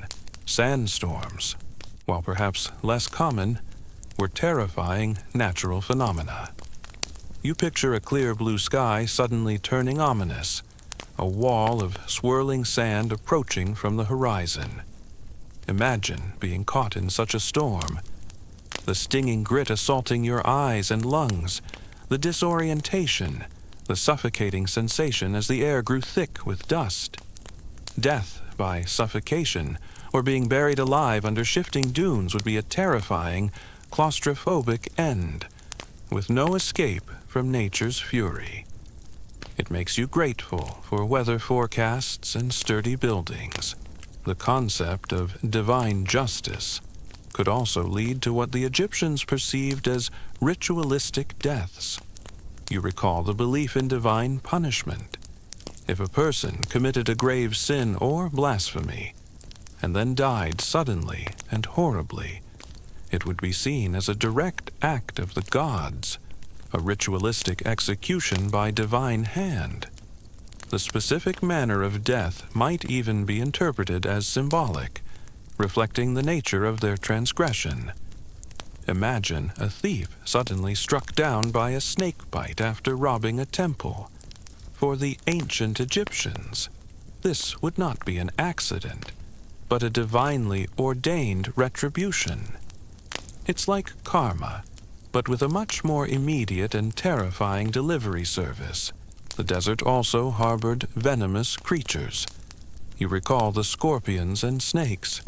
A common historical fact is that bites and stings from these creatures were a significant cause of death, especially for children and those working in the fields. You feel a sudden, sharp pain, a searing burn, and the rapid onset of numbness or swelling. Imagine the agonizing progression of the venom through your body, leading to paralysis, respiratory failure, and a slow, agonizing death. Without antivenom, a simple bite could mean a terrifying, inevitable end. It makes you check your shoes before putting them on, and perhaps avoid walking barefoot in the desert. The tombs of soldiers, even if not grand, sometimes contained weapons or military equipment, providing clues to their profession and potential cause of death. You might find a simple burial with a worn bow or a few arrows, hinting at a life spent in service and a death met in conflict. These humble burials, while lacking the grandeur of pharaohs' tombs, tell equally poignant stories of lives cut short by the demands of war. They are silent memorials to the countless individuals who died defending their land or expanding its empire. A unique and little-known detail is the danger posed by the annual Nile flood, not just from drowning, but from the disruption it caused. While the flood was essential for agriculture, an unusually high or low flood could lead to famine, which, as you recall, was a slow, agonizing way to die. An excessively high flood could also destroy homes and infrastructure, displacing populations and making them vulnerable to disease and exposure. You envision your mud brick home, carefully built, suddenly dissolving under the relentless onslaught of rising waters, leaving you homeless and vulnerable. It's a reminder that even the most beneficial natural phenomena could turn deadly when their balance was disrupted. The use of specific amulets or spells to protect against ritualistic harm or curses also implies the belief in such dangers. You recall the Eye of Horus. If people felt the need to protect themselves from magical attacks or malevolent rituals, it suggests that they believed such practices could indeed lead to harm or death. Imagine wearing a protective charm, constantly vigilant against unseen forces that might seek to harm you through magical means. It's a testament to the pervasive nature of magical thinking in ancient Egyptian society. The academic debate still considers the precise impact of flood variations on ancient Egyptian society. Historians still debate whether extreme flood events were the primary drivers of societal upheaval and increased mortality, or if the Egyptians had developed resilient strategies to mitigate their effects.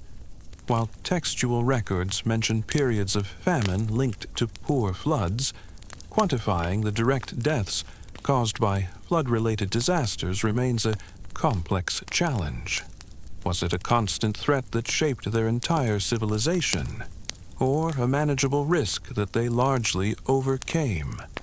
The answer is likely nuanced, reflecting their deep understanding of the river.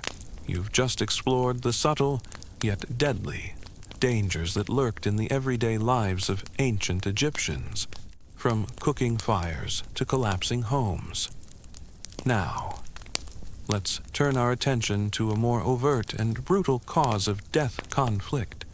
As you step into this new scene, the air no longer carries the scent of bread or the hum of daily life, but rather the metallic tang of fear and the distant clang of bronze on bronze. You find yourself on the dusty plains, where armies once clashed, or perhaps in a besieged city, its walls scarred by countless assaults. This is a world where disputes were often settled with sharpened blades, and the pursuit of power frequently led to violent, agonizing ends. Even seemingly innocuous insects could be deadly. You recall the mosquitoes and malaria. Beyond that, flies could spread diseases like dysentery, and other biting insects could cause skin infections that, without treatment, could become severe. You picture yourself constantly swatting at swarms of flies, unaware that each one could be carrying a deadly pathogen. Imagine the constant irritation, the festering sores, and the slow, debilitating illness that could result from a seemingly minor insect bite. It's a silent, pervasive threat, a reminder that even the smallest creatures could bring about a horrible end. The academic debate still considers the influence of foreign practices on Egyptian beliefs about sacrifice. Historians still debate whether any instances of human sacrifice, particularly in later periods, were influenced by practices from neighboring cultures, or if they were purely indigenous developments. The cultural exchange between Egypt and its neighbors was constant, and the adoption of foreign ideas, even disturbing ones, is always a possibility. Was it a purely Egyptian tradition, or something borrowed from afar? The evidence is often too limited to provide a definitive answer. The dangers of wild animals, beyond the Nile, also played a role. You envision jackals, hyenas, and even lions, though less common in later periods, venturing near settlements, especially during times of scarcity. An attack from such an animal would be swift and brutal, leading to severe trauma, disfigurement, and often death. Imagine hearing the growl in the darkness, the sudden rush, and the terrifying struggle for your life against a powerful predator. It's a primal fear, a reminder that even in a settled society, the wild was never truly tamed. The academic debate still considers the overall impact of warfare on the ancient Egyptian population. Historians still debate whether the constant cycle of conflict led to significant demographic shifts, or if the population was resilient enough to absorb the losses. While individual deaths were tragic, the broader impact on society is harder to quantify, requiring careful analysis of population data and historical records. Was it a constant drain on manpower, or a necessary evil that allowed the empire to flourish? The answer is complex, reflecting the multifaceted nature of ancient societies. The academic debate still exists about the prevalence of large predator attacks in ancient Egypt. Historians still debate whether lions and other large carnivores were a significant threat to human life, or if their presence was more symbolic and rare in populated areas.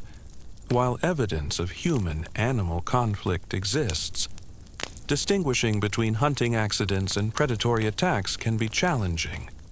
Was it a common concern for villagers, or a dramatic but infrequent occurrence? The evidence is often sparse, relying on interpretation of limited records. Even the symbolism of certain animals could be linked to ritualistic death. You recall the crocodiles and hippos? While their attacks were natural, if a person was killed by such an animal, particularly in a sacred context or near a temple dedicated to a specific deity, it might be interpreted as a ritualistic act, a divine judgment or an offering. Imagine a priest interpreting a crocodile attack as a sign from Sobek, the crocodile god, a deliberate taking of a life for a higher purpose. It's a chilling thought, blurring the lines between the natural world and the divine. The very landscape itself, beyond the river and desert, held its own dangers. You recall the quarries, steep cliffs, unstable rock formations, and hidden caves could lead to fatal falls or entrapment. Imagine climbing a rocky outcrop, perhaps to gather herbs or hunt, and losing your footing, plummeting to your death on the unforgiving stone below, or exploring a dark cave, only to be trapped by a sudden rockfall, left to a slow, agonizing end. It's a reminder that even the ground beneath your feet could be a source of unexpected peril.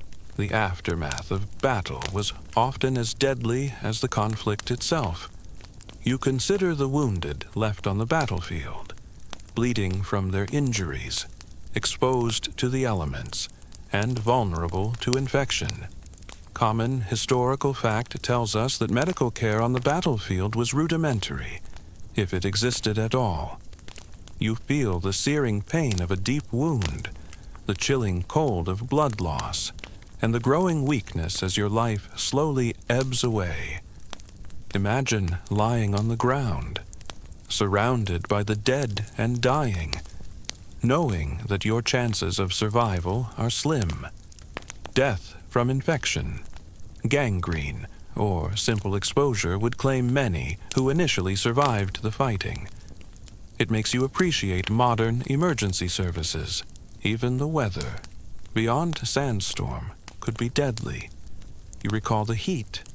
Sudden, intense thunderstorms, while rare, could cause flash floods in Wadi's dry riverbeds, sweeping away unsuspecting travelers. Lightning strikes, though infrequent, would be seen as a direct act of divine wrath, a terrifying, instantaneous end.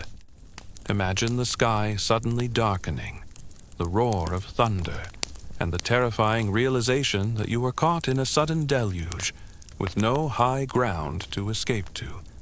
It's a reminder of the raw, unpredictable power of the heavens.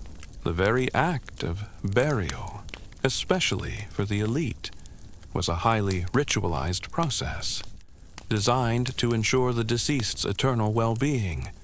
You recall the elaborate funeral processions, the chanting, the offerings.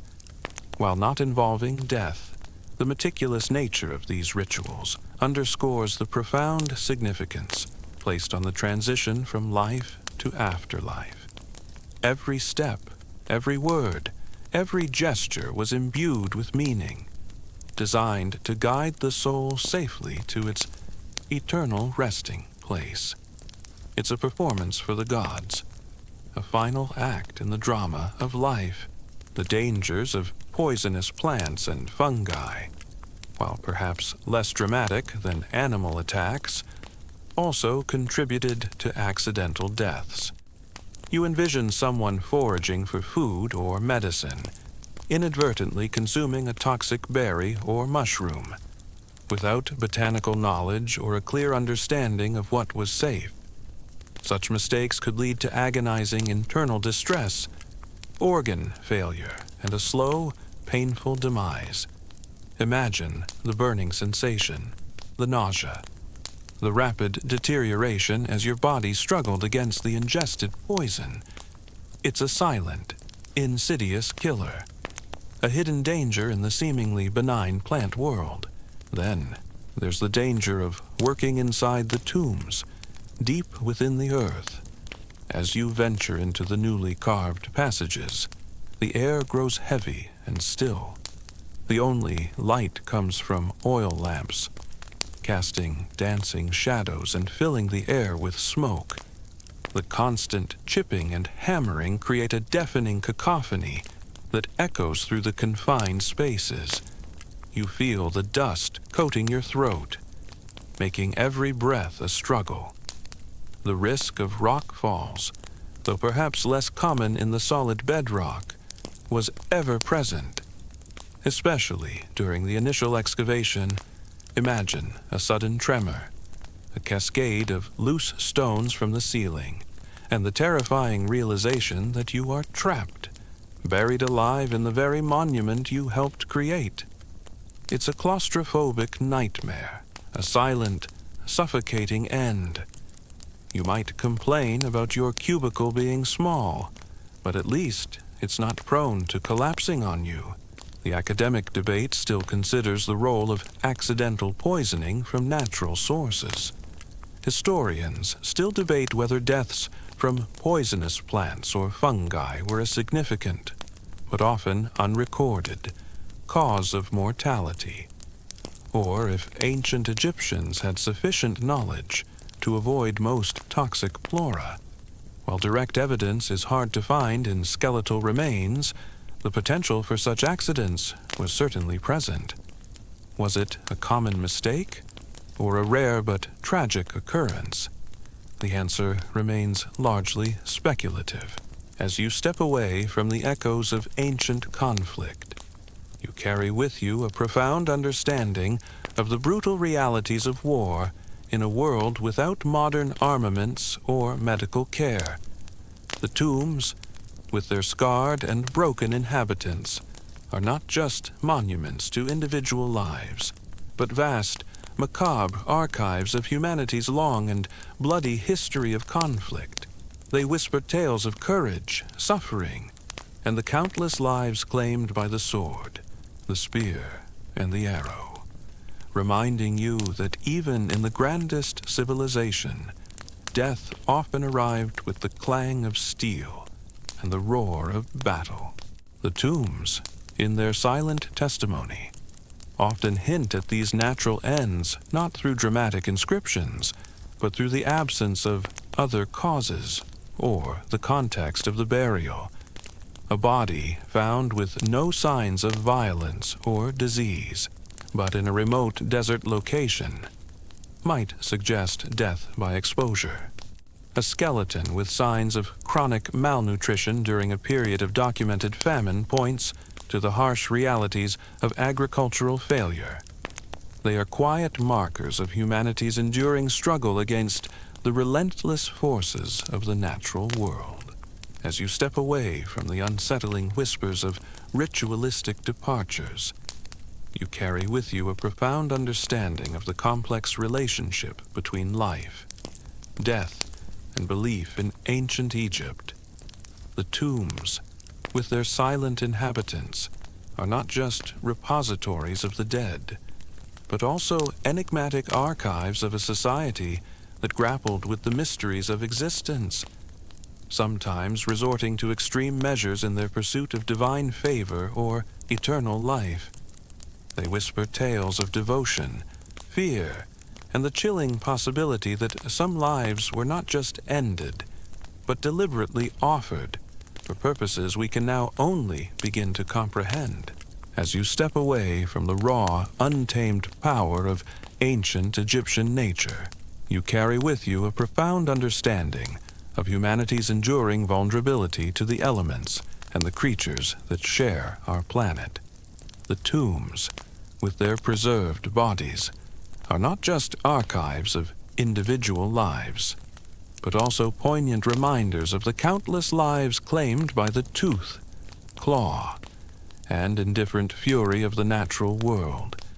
They whisper tales of survival, struggle, and the terrifying reality that even in the most advanced civilizations, death often arrived on the wings of a fly, in the jaws of a beast, or under the relentless gaze of the sun. Beyond direct combat, siege warfare also led to horrible deaths. You envision a city under siege, its inhabitants trapped within the walls, facing starvation and bombardment. Common historical fact tells us that sieges could last for months, with attackers attempting to breach walls and defenders repelling assaults. You hear the thud of projectiles against the city walls, the desperate cries of the hungry, and the growing despair as supplies dwindle. Imagine being struck by a flung stone from a catapult, or falling from a ladder during an attempted escape. Death during a siege could come from a direct hit, from starvation, or from the sheer brutality of the final assault. It's a grim picture, making you appreciate your well-stocked pantry. You've journeyed through the untamed wilderness of ancient Egypt, witnessing how nature, in its raw and indifferent power, claimed countless lives. Now, as our journey nears its end, let's delve into the most enigmatic of all demises, the unsolved final chapters. As you step into this concluding scene, the air is filled not with the sounds of life or the clamor of death, but with a profound silence, punctuated only by the quiet hum of lingering questions. You find yourself gazing upon mummies and skeletal remains that, despite meticulous examination, refuse to yield their ultimate secrets. This is a world where even the most advanced forensic techniques of today often meet their match against the relentless march of time, leaving some ancient deaths forever shrouded in mystery. You've explored the unsettling whispers of ritualistic deaths, where belief sometimes led to chilling ends. Now, let's turn our gaze to a different kind of ancient intervention, one born of good intentions, but often fraught with fatal flaws, the medical practices of ancient Egypt. As you step into this new scene, the air is no longer charged with magic or the dust of battle, but perhaps the faint, lingering scent of herbs, bandages, and something less pleasant, the smell of infection. You find yourself in a physician's modest dwelling, or perhaps a temple infirmary, where the sick and injured sought solace and healing. This is a world where the healers, though revered, operated with a profound lack of understanding about the true nature of disease, and their attempts to cure could sometimes, tragically, hasten demise. Consider the sheer passage of millennia. Common historical fact tells us that thousands of years separate us from these ancient lives.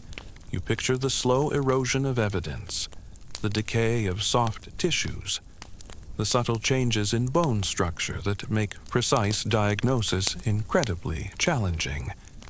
Imagine trying to solve a cold case that's been open for 3,000 years, with your only clues being a few fragments of bone and ambiguous texts.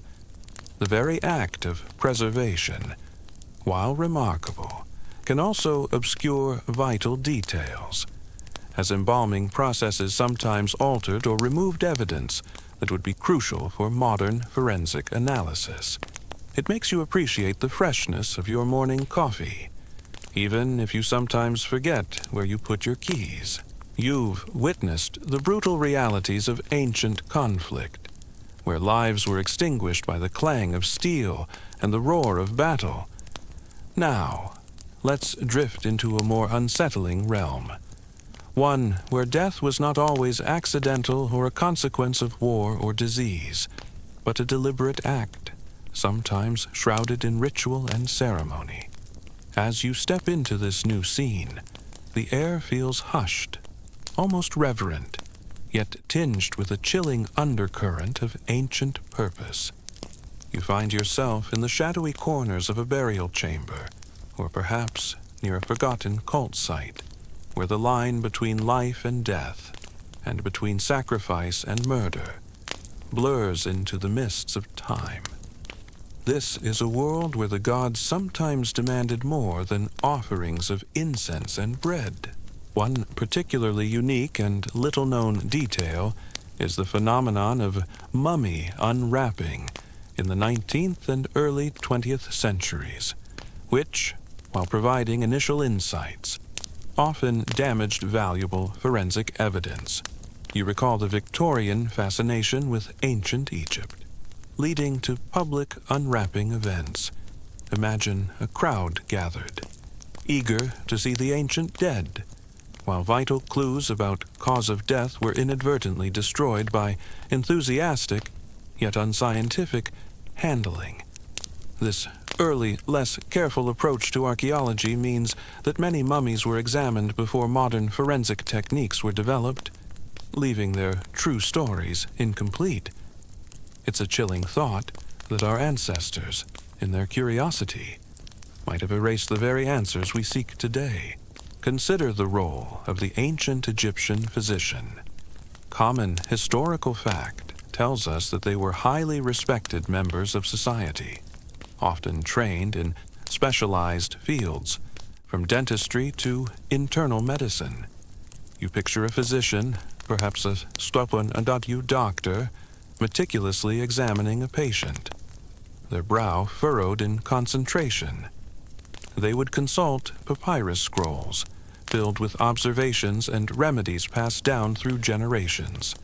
Imagine the trust placed in their hands, the desperate hope in the eyes of the ailing.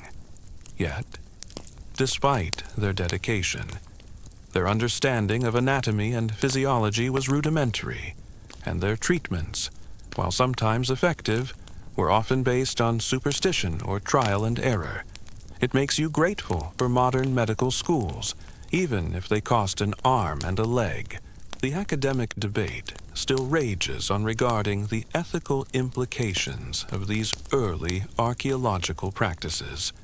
Historians still debate whether the scientific gains from early mummy unwrapping outweighed the irreparable damage done to the remains and the loss of potential future discoveries.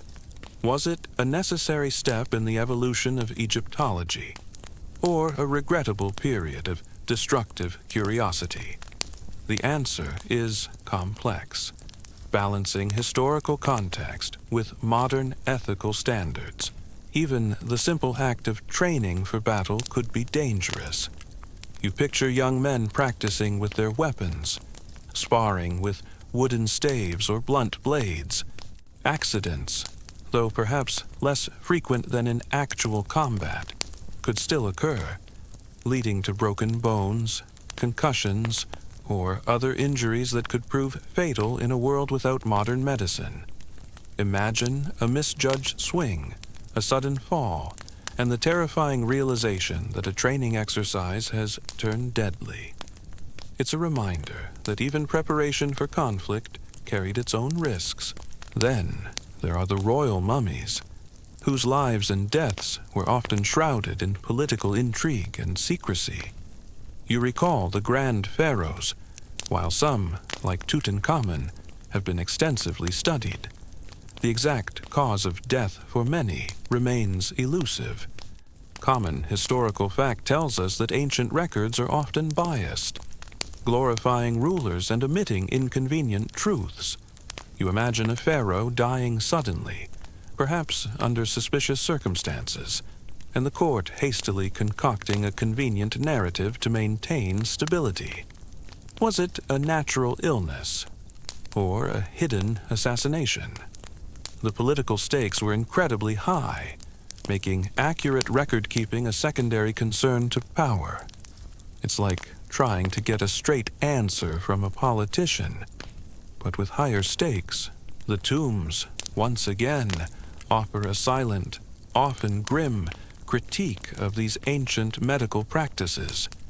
When archaeologists examine mummified remains, they sometimes find evidence of botched procedures or treatments that clearly failed, leading to a horrible end.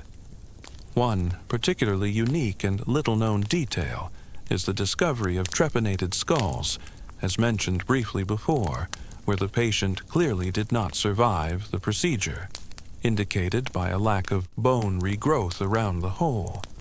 You gaze upon a skull with a perfectly circular opening, imagining the crude instruments, the agonizing pain, and the inevitable infection that would have set in without sterile conditions.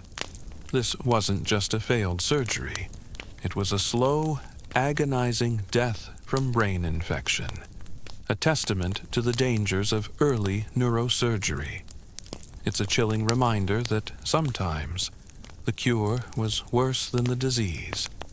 You might complain about your dentist, but at least they don't drill holes in your head without anesthesia. Consider the cases where multiple potential causes of death exist, making a definitive conclusion impossible. You recall Tutankhamun's various theories. A mummy might show signs of a healed fracture, evidence of a chronic disease, and perhaps even some post-mortem damage. Which one was the ultimate killer? Without a clear sequence of events or a smoking gun, forensic experts are left to weigh probabilities. Imagine a detective with several plausible suspects, but no conclusive evidence to pin down the culprit. The ambiguity is frustrating, leaving the final chapter unwritten. Consider the profound Egyptian belief in the afterlife. Common historical fact tells us that the journey to the field of reeds was paramount, and elaborate preparations were made to ensure a successful transition. You picture the deceased, carefully mummified, surrounded by grave goods meant to sustain them in eternity. But what if, in some rare and disturbing instances, the preparations extended beyond mere objects? What if, to truly serve the elite in the afterlife, others were compelled to join them in death? Imagine the chilling logic if a pharaoh needed servants in this life. Surely they would need them in the next. It makes you think twice about signing up for that eternal service program your boss keeps pushing. A unique and little-known detail is the difficulty in distinguishing between perimortem around the time of death and post-mortem after-death injuries on mummified remains. You envision a body that suffered trauma shortly before death, or perhaps was damaged during the mummification process itself, or even by grave robbers centuries later. The subtle differences can be incredibly hard to discern, leading to misinterpretations. Was that skull fracture the cause of death, or did it occur when the body was being moved into the tomb? The timing of the injury can completely change the narrative of a life's end. It's a forensic puzzle that requires immense skill and experience to solve. The academic debate still rages on regarding the success rates of ancient Egyptian surgeries. Historians still debate whether procedures like trepanation were ever truly successful in a significant number of cases, or if the few surviving examples are merely outliers. While some individuals clearly lived for years after such operations, the vast majority likely succumbed to infection or complications. Was it a daring, cutting-edge procedure, or a desperate gamble with extremely low odds of success? The evidence is often ambiguous, leaving room for ongoing scholarly discussion. The academic debate still exists about the most reliable methods for distinguishing perimortem from post-mortem trauma in ancient remains. Historians still debate whether specific techniques, like micro-CT scans or chemical analysis of bone remodeling, are truly definitive in all cases, or if some ambiguity will always remain. The challenges of working with ancient, desiccated tissue mean that even the most advanced technology can only provide so much information. Is it possible to ever truly know the exact moment of injury? Or will some mysteries always persist? The tombs, once again, provide grim evidence of these violent ends. When archaeologists examine mummified remains, they often find unmistakable signs of battle trauma. One particularly unique and little-known detail is the discovery of skeletons with embedded arrowheads or spear tips, sometimes even within the bone itself, indicating a direct hit that likely proved fatal. You gaze upon a rib cage, seeing the faint outline of a flint arrowhead, imagining the moment it pierced the flesh, the sudden, agonizing pain, and the rapid collapse. This wasn't just a wound, it was a death sentence, delivered with brutal efficiency. It's a chilling reminder that even the most advanced medical care of the time would have been useless against such injuries. Even when a potential cause of death is identified, the ultimate trigger remains unknown. You recall the diseases. A mummy might show clear signs of tuberculosis, but what finally pushed them over the edge, was it a secondary infection, a sudden fever, or simply the cumulative effect of years of illness? The immediate events leading to the final breath are often lost to time, leaving a gap in the narrative. Imagine knowing someone had a chronic illness, but not knowing what caused their final collapse. It's a frustrating incompleteness, a story without its final sentence. Consider the reliance on herbal remedies and concoctions. You envision a physician grinding herbs in a mortar, mixing them with honey, beer, or even animal fats. Common historical fact tells us that ancient Egyptian pharmacopoeia was extensive, with remedies derived from plants, minerals, and animal products. You imagine being given a bitter-tasting brew, perhaps meant to cure a fever or a stomach ailment. While some herbs might have had genuine medicinal properties, others were inert, or worse, toxic. Imagine ingesting a remedy that, instead of healing you, caused severe nausea, internal bleeding, or organ damage. Poisoning, accidental or otherwise, from these ancient medicines would have been a terrifying, agonizing way to go. It makes you appreciate the strict regulations on modern pharmaceuticals, the sheer volume of burials, particularly for common people, also contributes to the unsolved mysteries. You recall the crowded cemeteries. While royal mummies receive extensive scientific attention, the vast majority of ancient Egyptians were buried in simpler graves, their remains less well preserved and less frequently studied. These anonymous individuals, whose lives were often harder and shorter, present an even greater challenge for forensic analysis. Imagine thousands of skeletal remains, each a potential story. but lacking the resources or the preservation to tell it fully. Their final chapters remain largely unwritten, swallowed by the sands.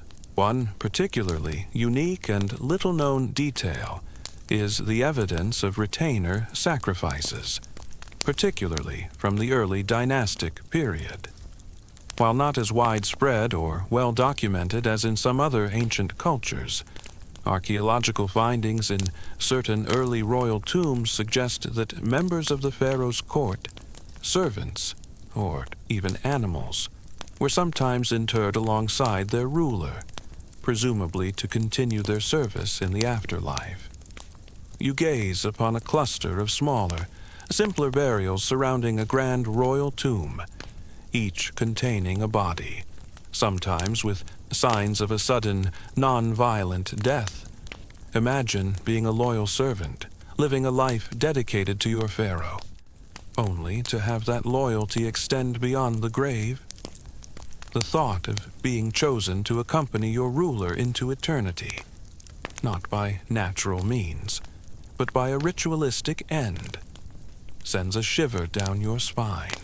A unique and little-known detail is the phenomenon of spontaneous combustion in ancient texts, or similar inexplicable deaths that baffled the Egyptians themselves. While modern science would attribute these to natural causes, perhaps a stroke, heart attack, or sudden, severe infection, the ancient Egyptians, lacking such understanding, would simply record a sudden, inexplicable demise. You picture a person suddenly collapsing, with no apparent injury or illness, leaving their family and community utterly bewildered.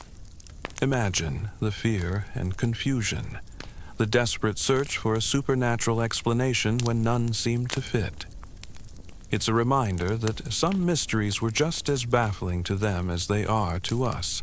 Then, there's the danger of infection from unsterile instruments. You picture a physician using a bronze scalpel or a bone saw, perhaps wiped clean with a cloth, but certainly not sterilized. A common historical fact is that the concept of germ theory was unknown. You feel the sharp bite of the instrument, and then the creeping dread as the wound begins to swell, redden, and ooze pus. Imagine a simple wound becoming a raging infection, spreading through your bloodstream, leading to sepsis, fever, and a slow, agonizing death. Every cut, every incision, every broken bone was an open invitation for deadly bacteria. It's a stark reminder that sometimes the very act of trying to help could introduce the killer. The academic debate still considers the interpretation of these inexplicable deaths in ancient records. Historians still debate whether these accounts are purely anecdotal, or if they hint at rare medical conditions or environmental factors that we still don't fully understand in the ancient context. Can we truly translate ancient observations into modern medical diagnoses? Or will some ancient ailments forever remain a mystery? The challenge lies in bridging the vast gap between ancient perception and modern scientific understanding. A unique and little-known detail is the evidence of amputations in some skeletal remains, suggesting attempts at surgical intervention for severe battle wounds. While remarkable for the time, these procedures would have been incredibly painful and often led to fatal infections.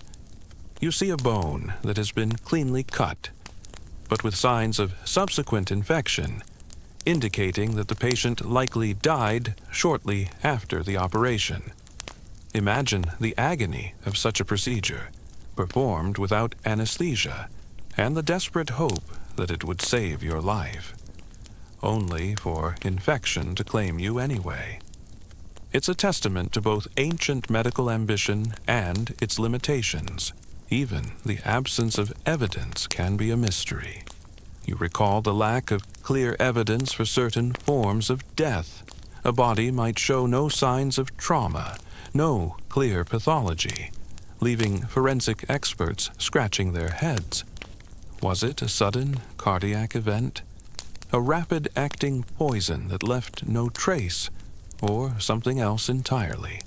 The very lack of clues becomes the biggest mystery, a blank page in the book of their life. Imagine a perfectly preserved body, yet with no discernible cause of death.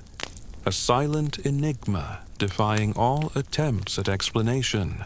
The academic debate still exists about the specific types of infections that plagued ancient surgical patients.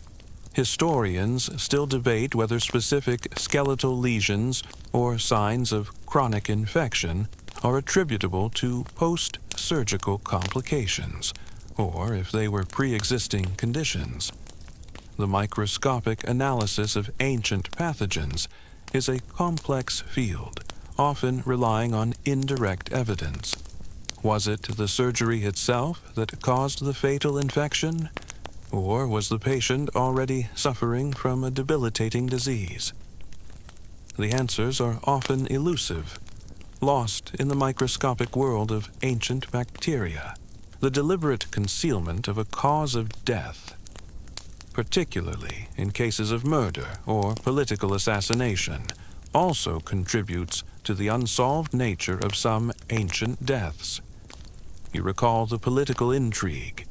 If a powerful individual was murdered, every effort would be made to make it appear as a natural death, or to dispose of the body in a way that obscured the truth.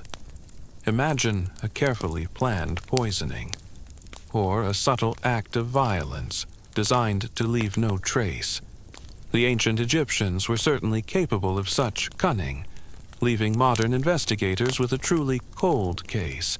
The academic debate still rages on regarding the exact nature and extent of these retainer sacrifices.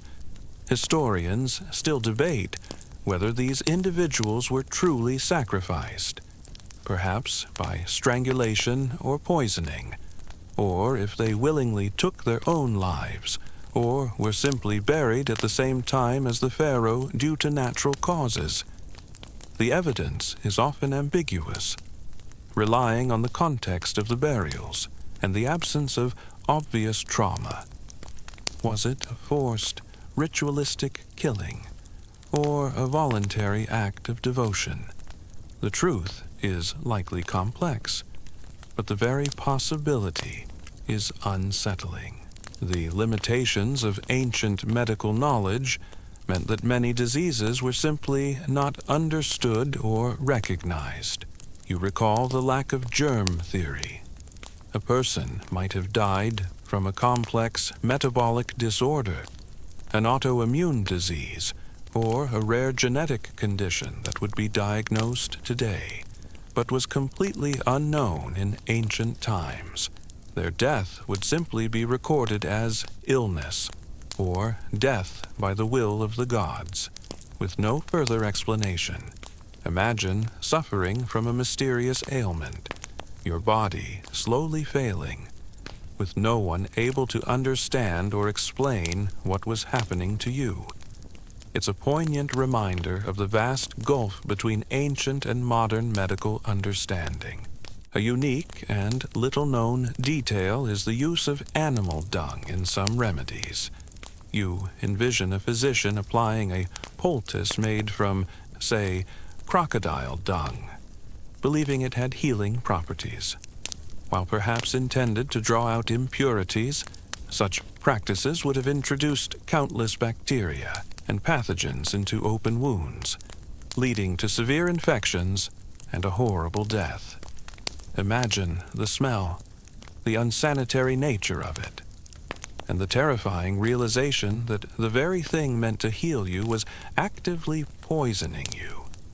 It's enough to make you grateful for antiseptic wipes and perhaps a strong stomach. You might joke about your doctor giving you a shitty diagnosis, but at least it's not literally made of dung. The academic debate still considers the possibility of ancient diseases that are now extinct or have evolved beyond recognition. Historians still debate whether some of the ambiguous pathologies seen in mummies are evidence of diseases that no longer exist, or have changed so much that we can't identify them. The co-evolution of pathogens and hosts means that the disease landscape of ancient Egypt might have been subtly different from our own, adding another layer of complexity to the unsolved mysteries. The use of chariots in warfare, while effective, also presented significant dangers. You picture a chariot thundering across the battlefield, its horses galloping, its occupants firing arrows or wielding spears. A common historical fact is that chariots were fast and powerful, but also prone to accidents on uneven terrain. Imagine being caught under the wheels of a runaway chariot, or trampled by charging horses. A fall from a chariot at high speed could result in broken bones, head trauma, and a swift, agonizing death. It's a terrifying thought, making you grateful for airbags and seatbelts. Even the process of burial itself, if done hastily or under unusual circumstances, can obscure the cause of death. You recall the unusual burials, a body buried quickly due to plague, or in a mass grave during a time of conflict, might not receive the careful attention that would preserve forensic clues. The very act of hurried interment can erase the final moments of a life, leaving only a general sense of tragedy. Imagine a time of crisis where the dead are simply buried en masse, their individual stories lost in the collective sorrow. Consider the treatment of fractures. You recall the broken bones from earlier. While Egyptian physicians were skilled at setting bones and using splints, a common historical fact is that complications were frequent. A poorly set bone could lead to deformity, chronic pain, and immobility. A compound fracture, where the bone broke through the skin, was almost always a death sentence due to rapid infection. You feel the excruciating pain of a broken limb, the desperate attempts to immobilize it, and the growing fear as the wound festers. Imagine the agony, the helplessness, as your body slowly succumbed to an infection that today would be easily treated. The sheer individuality of human physiology also plays a role in the unsolved mysteries. You recall that every body is different. Two people exposed to the same disease or injury might react differently, making it harder to predict outcomes or diagnose causes. A subtle genetic predisposition, an unknown allergy, or a unique physiological response could lead to an unexpected or rapid demise, baffling both ancient and modern observers. It's a reminder that even with all our knowledge, the human body can still hold its secrets beyond retainer sacrifices. There are hints of other ritualistic deaths, though these are even rarer and more open to interpretation. You consider the possibility of individuals being offered to appease angry gods during times of famine or plague. Common historical fact tells us that many ancient cultures resorted to human sacrifice in desperate times, believing it was the ultimate offering to avert divine wrath.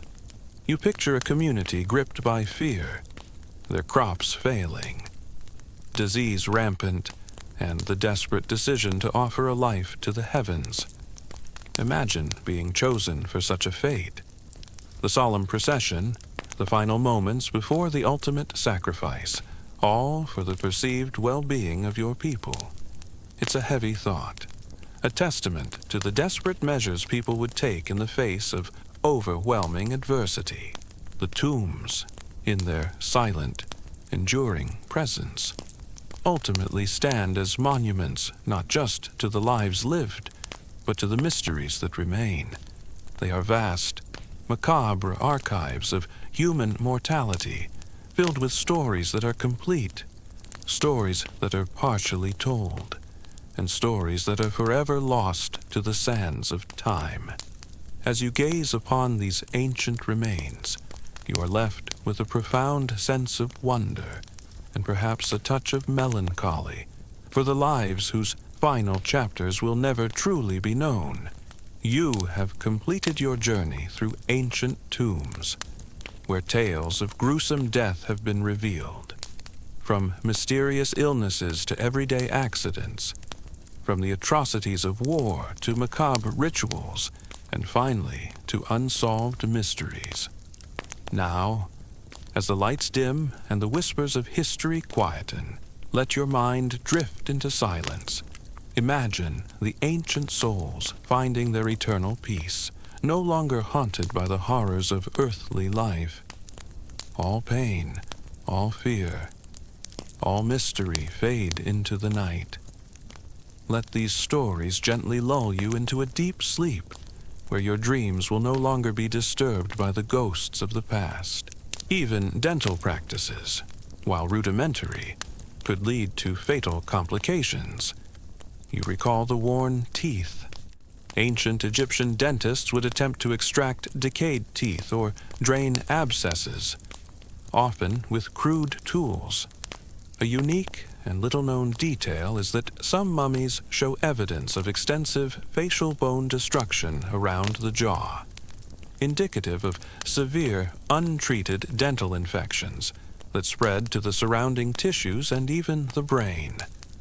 Imagine the throbbing pain of a tooth abscess, the desperate attempt to relieve it, and the terrifying realization that the infection was spreading, causing swelling, fever, and eventually a slow, agonizing death from brain inflammation. It makes you appreciate your modern root canals, even if they're not your favorite pastime. The academic debate still considers the success rates of such ancient surgeries.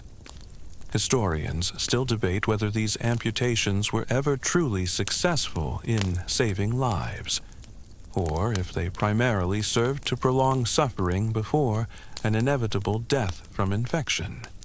While the intent was clearly therapeutic, the lack of sterile conditions and antibiotics would have made long-term survival highly improbable. Was it a desperate last resort, or a genuinely effective if painful treatment? The evidence suggests a grim outlook for most patients.